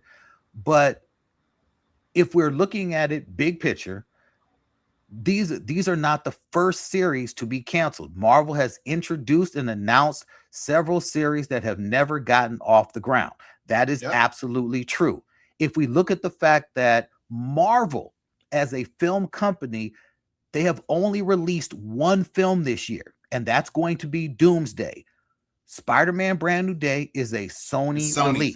Film, and of course the MCU is benefiting greatly from it. Yes, but it is not a MCU film.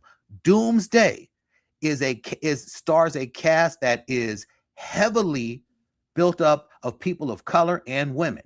And some of the leads, Sam Wilson, he is the leader of the Avengers. You have King M'Baku, you have Shuri, you have Falcon, who is Danny Ramirez, who's taking over that character. You have a lot of people of color and a lot of women who are front facing in Doomsday. They're only released this film. So I saw someone post online, Marvel this, that, and the other. I'm like, stop it with Marvel is racist, because Doomsday proves that they're not. Next year, the MCU is releasing one film, Secret Wars, one film.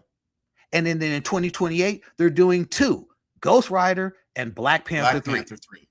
Yep. So the idea that Marvel is targeting films and projects leading Black folks, I think that they're targeting folks, period, because behind the scenes, what did Disney just do as a company? After the success of so many films, I'm talking Toy Story 5 and everything else, they just finished firing hundreds of people. hundreds upon thousands of people in their most recent round of layoffs. For all the money they be making, there are still several cuts behind the scenes. As a company and even as a theme park, they are still not hitting the points they need to make. Well, That's why they're they had making no those water. cuts.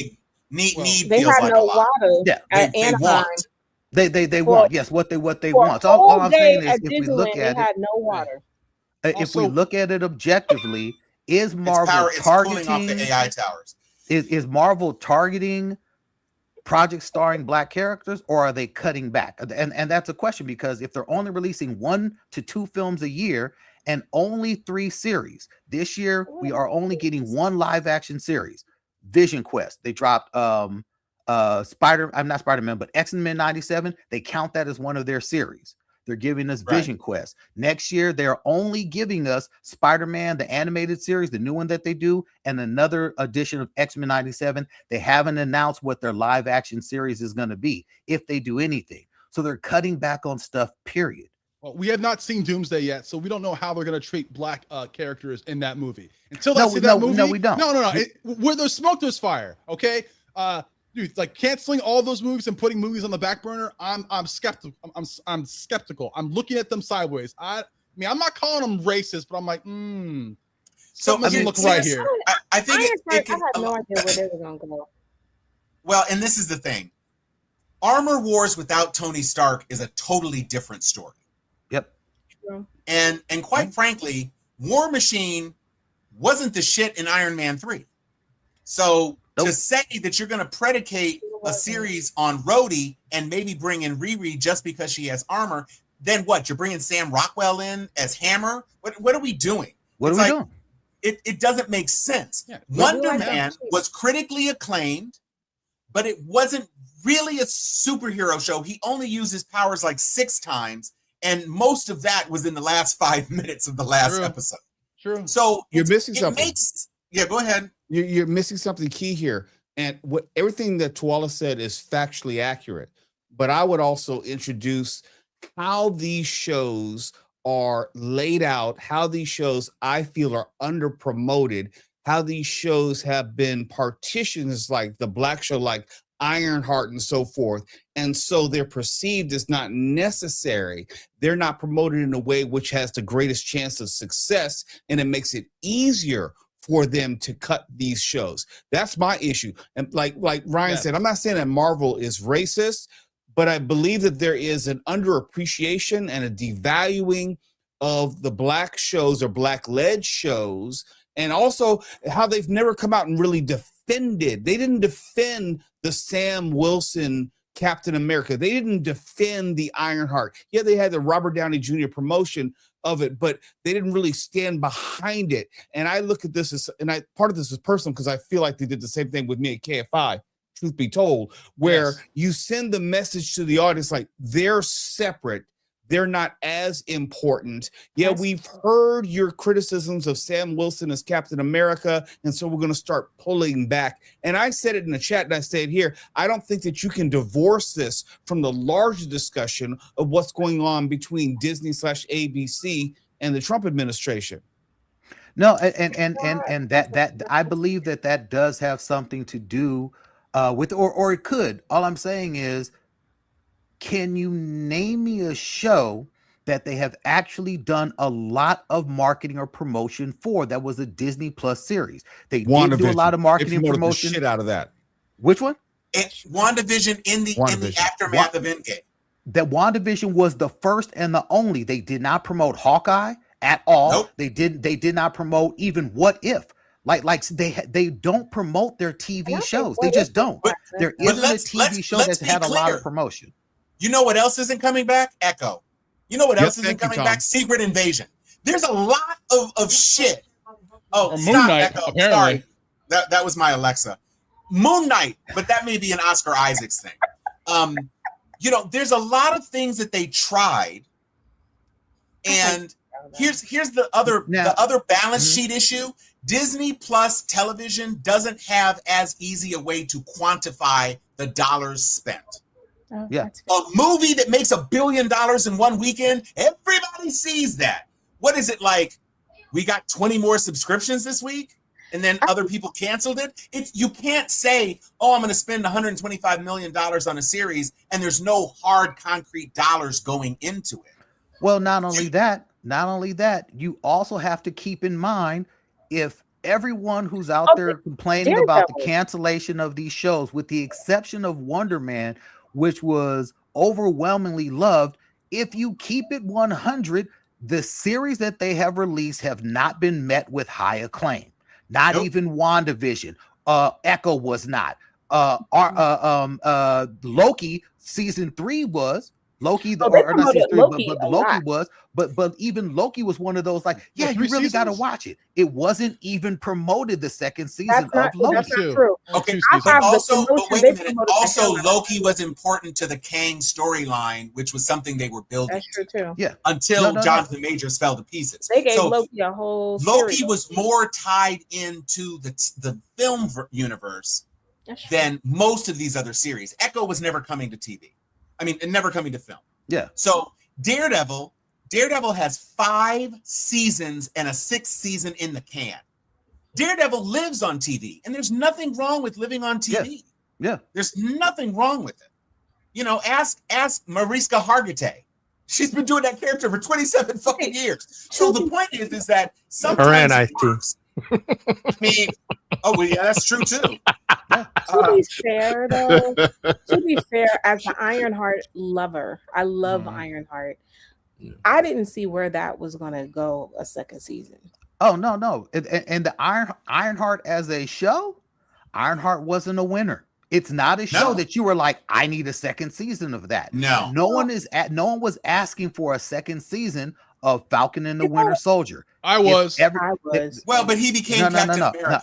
I'm talking about in general. I'm talking about audience reception to the MCU series has not been overwhelming at all, enough to justify the need for a second season for anything. They've also canceled a lot of season. They were supposed to do a whole series on, because I know that Tom was looking forward to it, on a spinoff of Black Panther.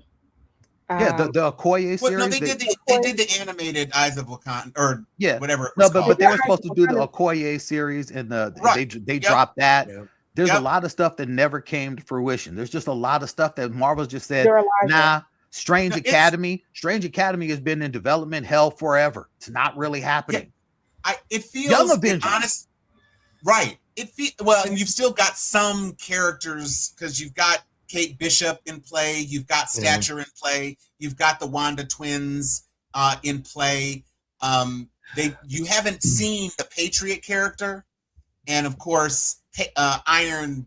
No, we've seen them. We just didn't see them do anything. We saw Patriot. No, but I'm saying they're still available to be developed into something. Well, and so is Armor Wars. I mean, Armor Wars, they're still talking about Armor Wars are going to happen in some way, somehow.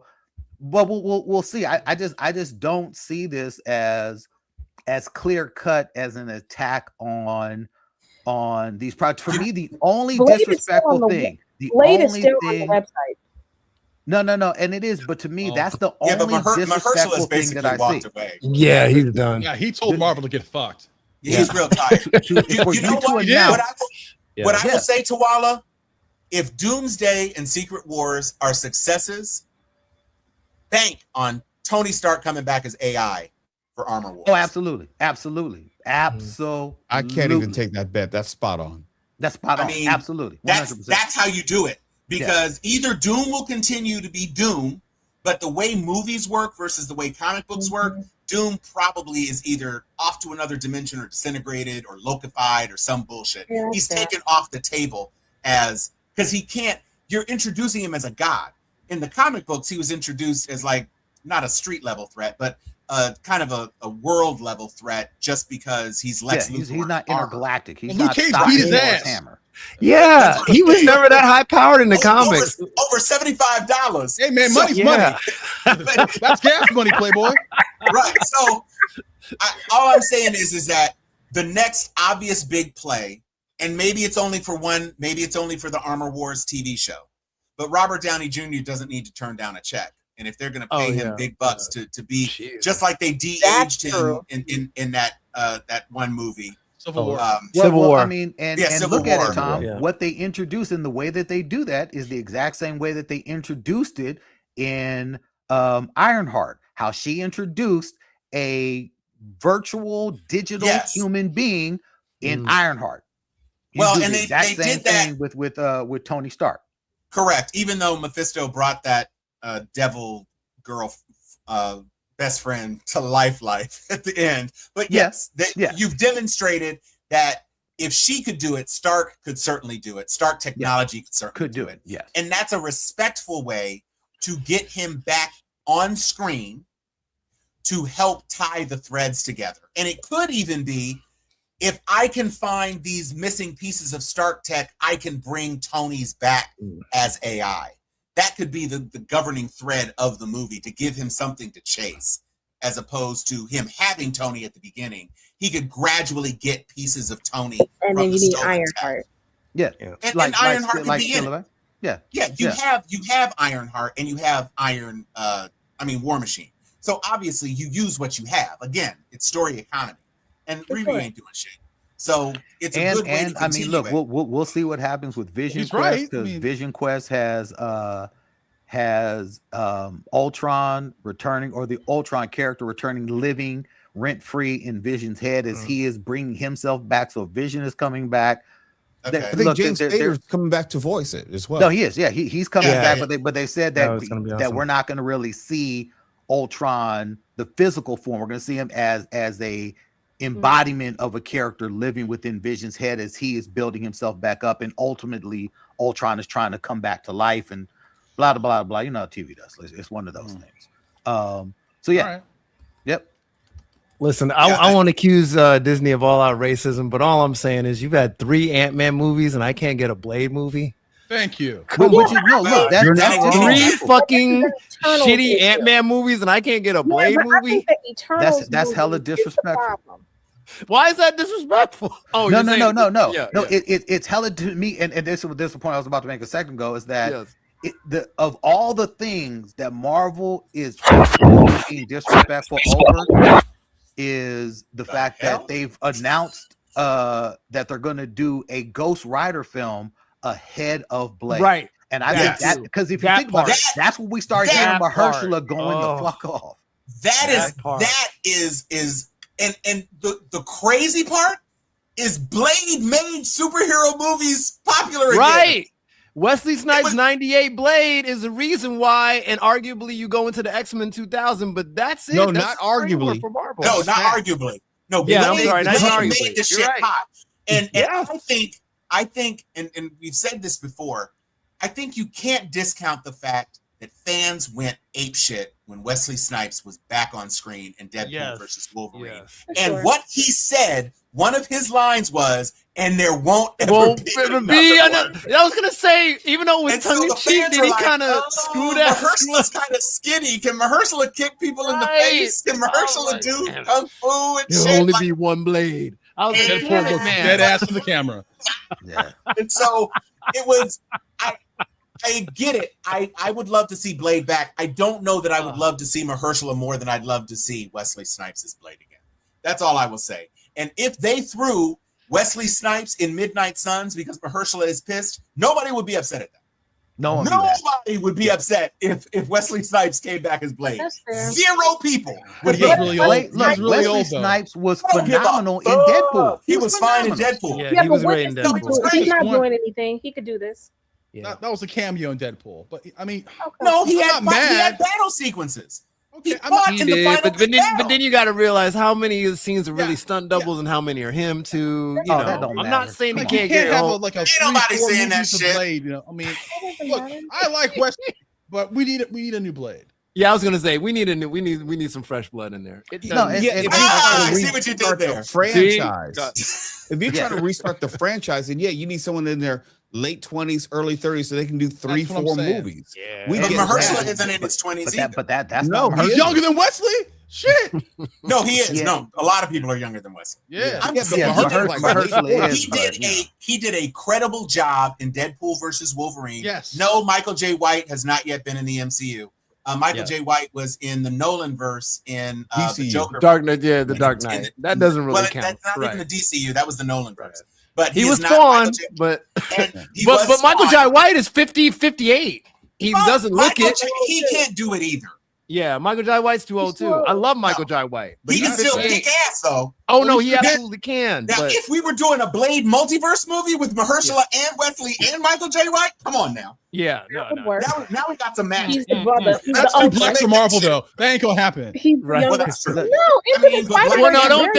hold on. Black Panther's still one of the most, like successful if Ryan all black Coogler movies, bro. said, "Let me make Blade."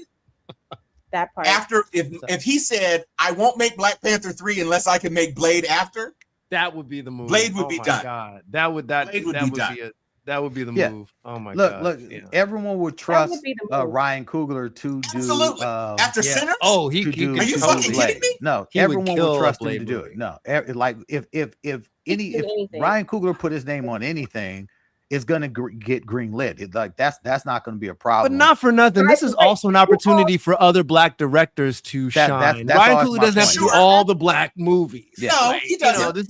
But I get your point. Mia DaCosta did the Marvels, which didn't do well at all. But Nia DaCosta's work on whatchamacallit was great. Candyman. She was amazing. Yeah.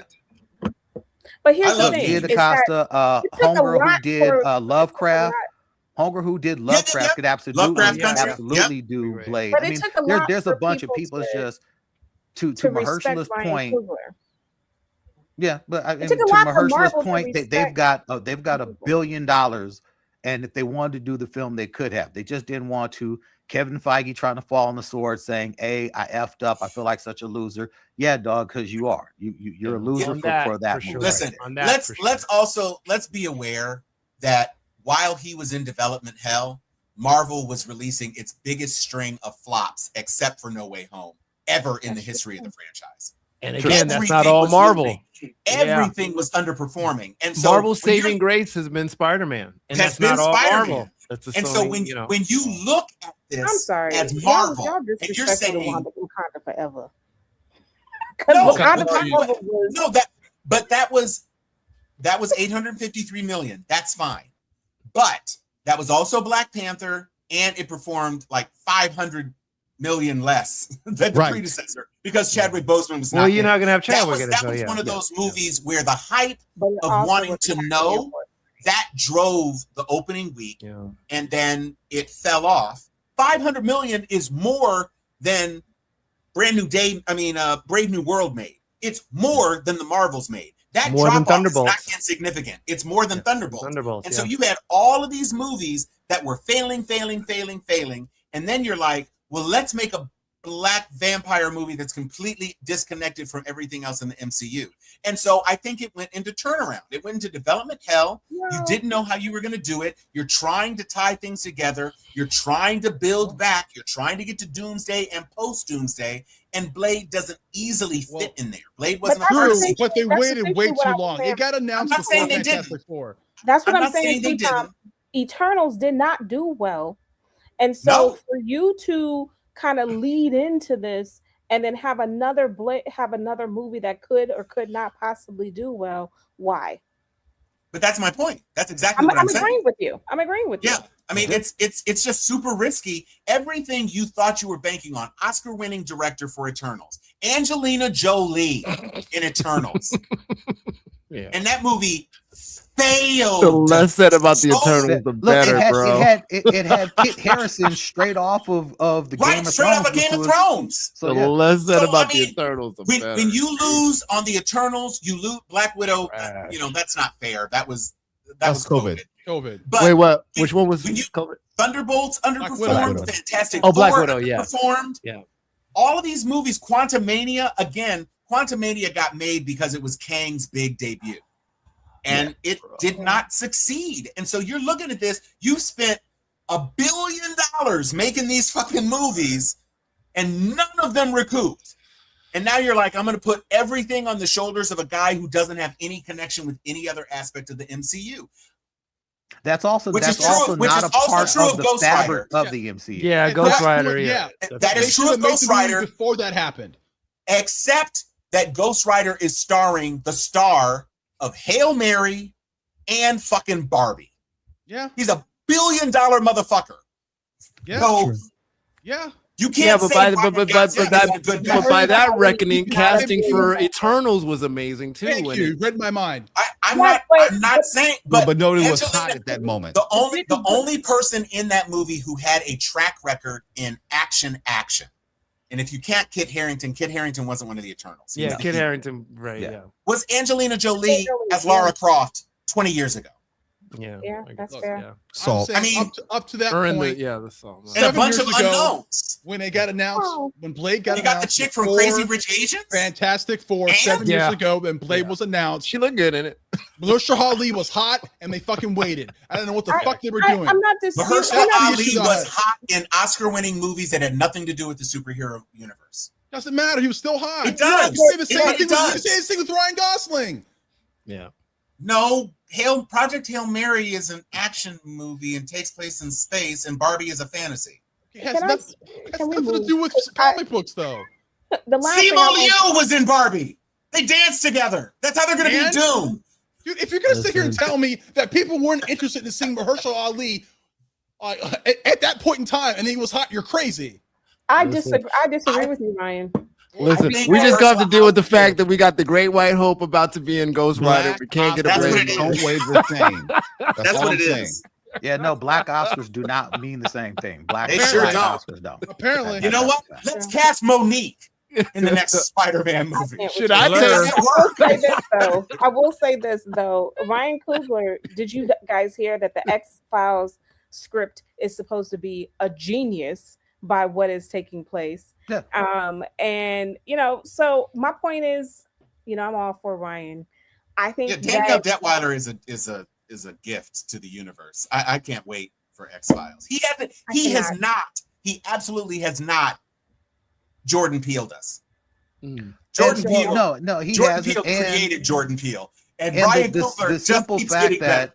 I mean, the simple fact that Marvel, for after Secret Wars, which is supposed to be the end of everything and everything's going to be streamlined moving forward, and they're going in one succinct direction, for Kevin Feige to say, hey, we need Black Panther to be our anchor film moving forward, because Ghost Rider is not an anchor film. It's not. Black Panther 3 is. And even though it's starring an unknown, we all know Ryan Coogler's track record. We do not know that Ghost Rider, just as a character, is going to have the same. We know it's got a superstar in it, but for me, the big notification at Comic-Con was, hey, everybody, I want you to know that the Marvel Saga's coming. I mean, the Mutant Saga's coming. Great. I can't tell you anything about that. What I can tell you all is that we got Ryan Gosling as Ghost Rider, but guess what? Fuck that. Major news dropping. He even said this on stage. Major bomb dropping, y'all. Black Panther 3. And he brought out the stars, and everyone lost their mind. That is to say, as a company, you are putting your future moving past this next phase. Secret Wars, Doomsday, that's done. That's basically already we already know what's happening with those. The next things that are coming out for the public consumption is Black Panther 3 and Ghost Rider. You're putting a lot on Black Panther for a company, for folks who are saying, man, they're being disrespectful to Black folks. That's all I'm saying. I'm like, yeah, but are they though? That's like 100%. That's 100% Black movie. 100%. Yeah, just like the first one was. Just like the first one was, pretty much. So that's why I kind of shrugged my shoulders for all the where's the Black? I'm like, I don't know, y'all. I think we're being a little sensitive because maybe we've invested in Wonder Man and we wanted to see that as a future, but I don't take this as a slight. I just don't. I don't take it as because as they didn't put the Marvel heft behind the Black series that could have benefited most from it and needed it the most. Well, I'd say emotion is half the battle. I'll agree with needed that. It, yes. Emotion needed the heft, absolutely. Yes. But they still gave Sam or Captain America his own movie. They still and they did not provide any less promotion for Captain America than they did for any of the other films, minus Wakanda Forever. none of the other films really got a lot of, and we were talking about that, Mo. Where's the promotion for Fantastic Four? It was damn near non-existent. We didn't see it. For Captain America, they did put as much promotion behind it as they did for anything. Not a lot of people walked out of the theaters feeling the film. I'm just saying, not a lot of people felt it. Would you rather see another season of Wonder Man and Trevor on the run, or would you rather see a fully powered Wonder Man in a movie? I'd rather see Wonder Man kicking ass. I want to see those. We're not getting either. Yeah, I don't think we're getting. We're not going to see him in Doomsday, clearly. But my guess is Secret Wars. Let's see, maybe. I mean, the point is, you are missing a ton of people from the original Secret Wars and the second Secret Wars. A lot of the characters, like Molecule Man, who is super important, Beyonder, who was super important. Venom was introduced in the original Secret Wars run, not as Venom, but as the black suit that eventually became the symbiote. So Tony Stark was important in Secret Wars. Hulk was super important in Secret Wars. There's lots of characters who are not on the board. So who knows what's going to fill in those cracks? And Yahya Abdul Mateen II is on a fucking tear right now. And so in many ways, he's more popular than Mahershala Ali. Certainly right now he is. He's hot as fish grease right now. Yeah. And we'll see if he gets that Emmy and his, because that would be his second Emmy, by the way, in a superhero series, because he also got one for Dr. Manhattan. Yep. This is a guy who is on the rise. And there's no telling where things are going to go. But when you have as powerful a character as Wonder Man available to you, it might not happen until Secret Wars, but especially now that Wonder Man has been canceled, it makes sense to put him on the field. It makes sense, but I'm still highly doubtful. I'm like, I've seen this before. I've seen a black actor who's hot and they don't do shit with him, Mahershala Ali. So until I see something from Marvel, I'm still looking at him sideways. I'm Team Mo on this one. Well, I mean, he was Cottonmouth. Do not call him Cottonmouth. Look, I think everyone acknowledges they are willing to use black actors. They're willing to feature black leads, but probably the room or margin for error is less. Yes. And I do believe the environment in which we live right now is contributing to at least how Marvel is making the calculation as far as what projects they're going to promote and pursue in at least this next Marvel phase. I'm still going to see everything that Marvel does, at least for the near future, but I'm not blind and ignorant to the decisions that they're making in the present, which are questionable to me and indicative of a lack of faith in us. Right. That's fair. All right. That's fair. Good shit. I got a quick question. Yeah. Do you think with the success of Spider-Man, it's going to be, we know, over $1 billion, maybe even $2 billion.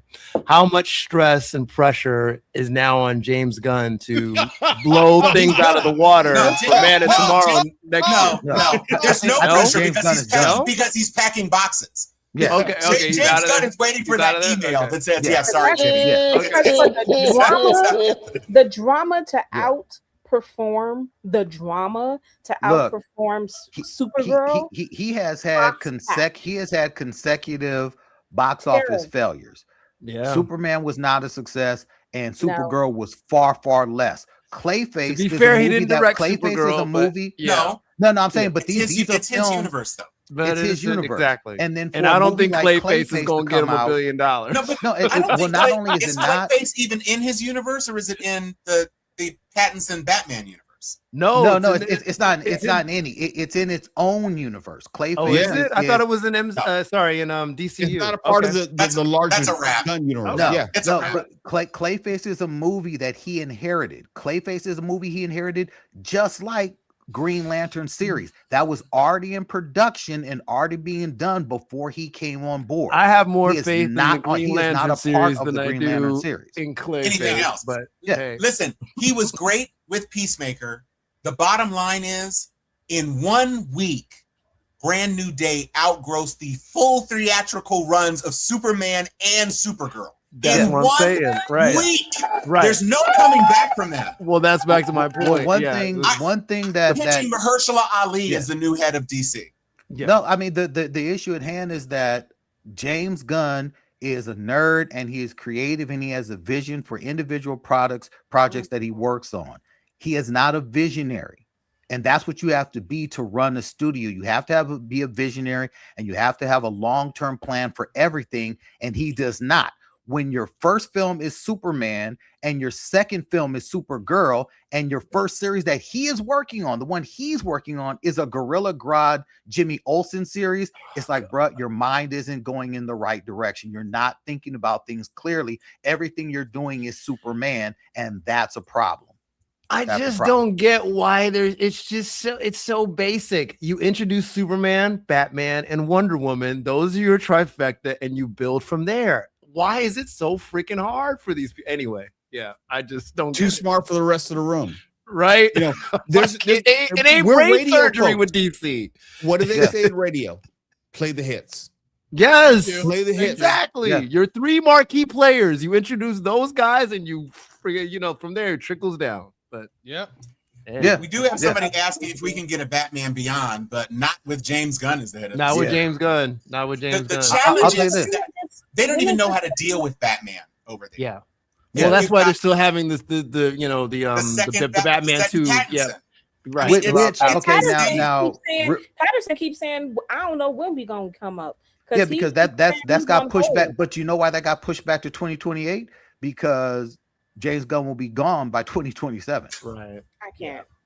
He'll be gone by 20 next week. Yeah, push that film back so we're far away from the blowback we're going to get for even hiring James Gunn. Push that film back so that's its own success. But like right now, Batman is and I'll give Matt Reeves credit for this. The Batman, the Return of the Animated Series on Prime is phenomenal. I gotta watch the Batman Cape Crusader series. It is phenomenal work. Friend of the program, Jeff. Oh my God, Jeff. I keep on wanting to say Jeff Johnson, but fuck. I just finished watching like damn near the whole series. The Batman series is phenomenal. Believe it or not, J.J. Abrams and Matt Reeves are the ones that are bringing it together.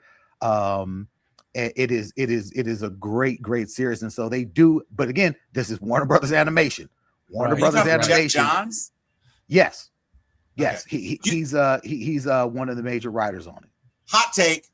You know who should be the next head of DC? Bruce Timm. No. This Batman animated series, it's a Bruce Timm series. Batman animated, it's a Superman animated series. What I'm saying. Also JLU. Justice League Unlimited. Yeah. Bruce Timm, absolutely. If DC made live action versions of their animated shows, they would be killing right now. We've said that for a good 15 years, Tom. But if Bruce Timm has been consistently overlooked for no good goddamn reason, it makes sense to go with the guy who knows every single fucking character that has ever been on screen in DC, because he touched DC Unlimited, which was almost every character.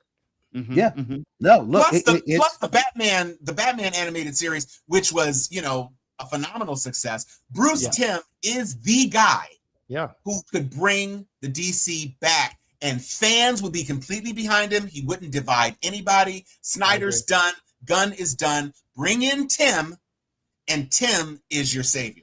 He's DC Jesus. I mean, because right now, the Batman series is Matt Reeves, J.J. Abrams, and Bruce Timm, who are the creators behind it, and it's some of the best. It's some of the best Batman storytelling since the original Batman the Animated Series. It is phenomenal storytelling and kind of set in that same world. And I'm just like, why the fuck can't DC do this? Why are you doing the decisions and the things you're doing with Batman when you've got fantastic Batman storytellers?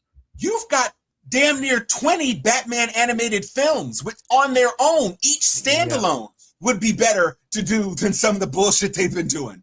The Batman stuff with Damian, the Batman stuff with the Court of Owls. Are you kidding me?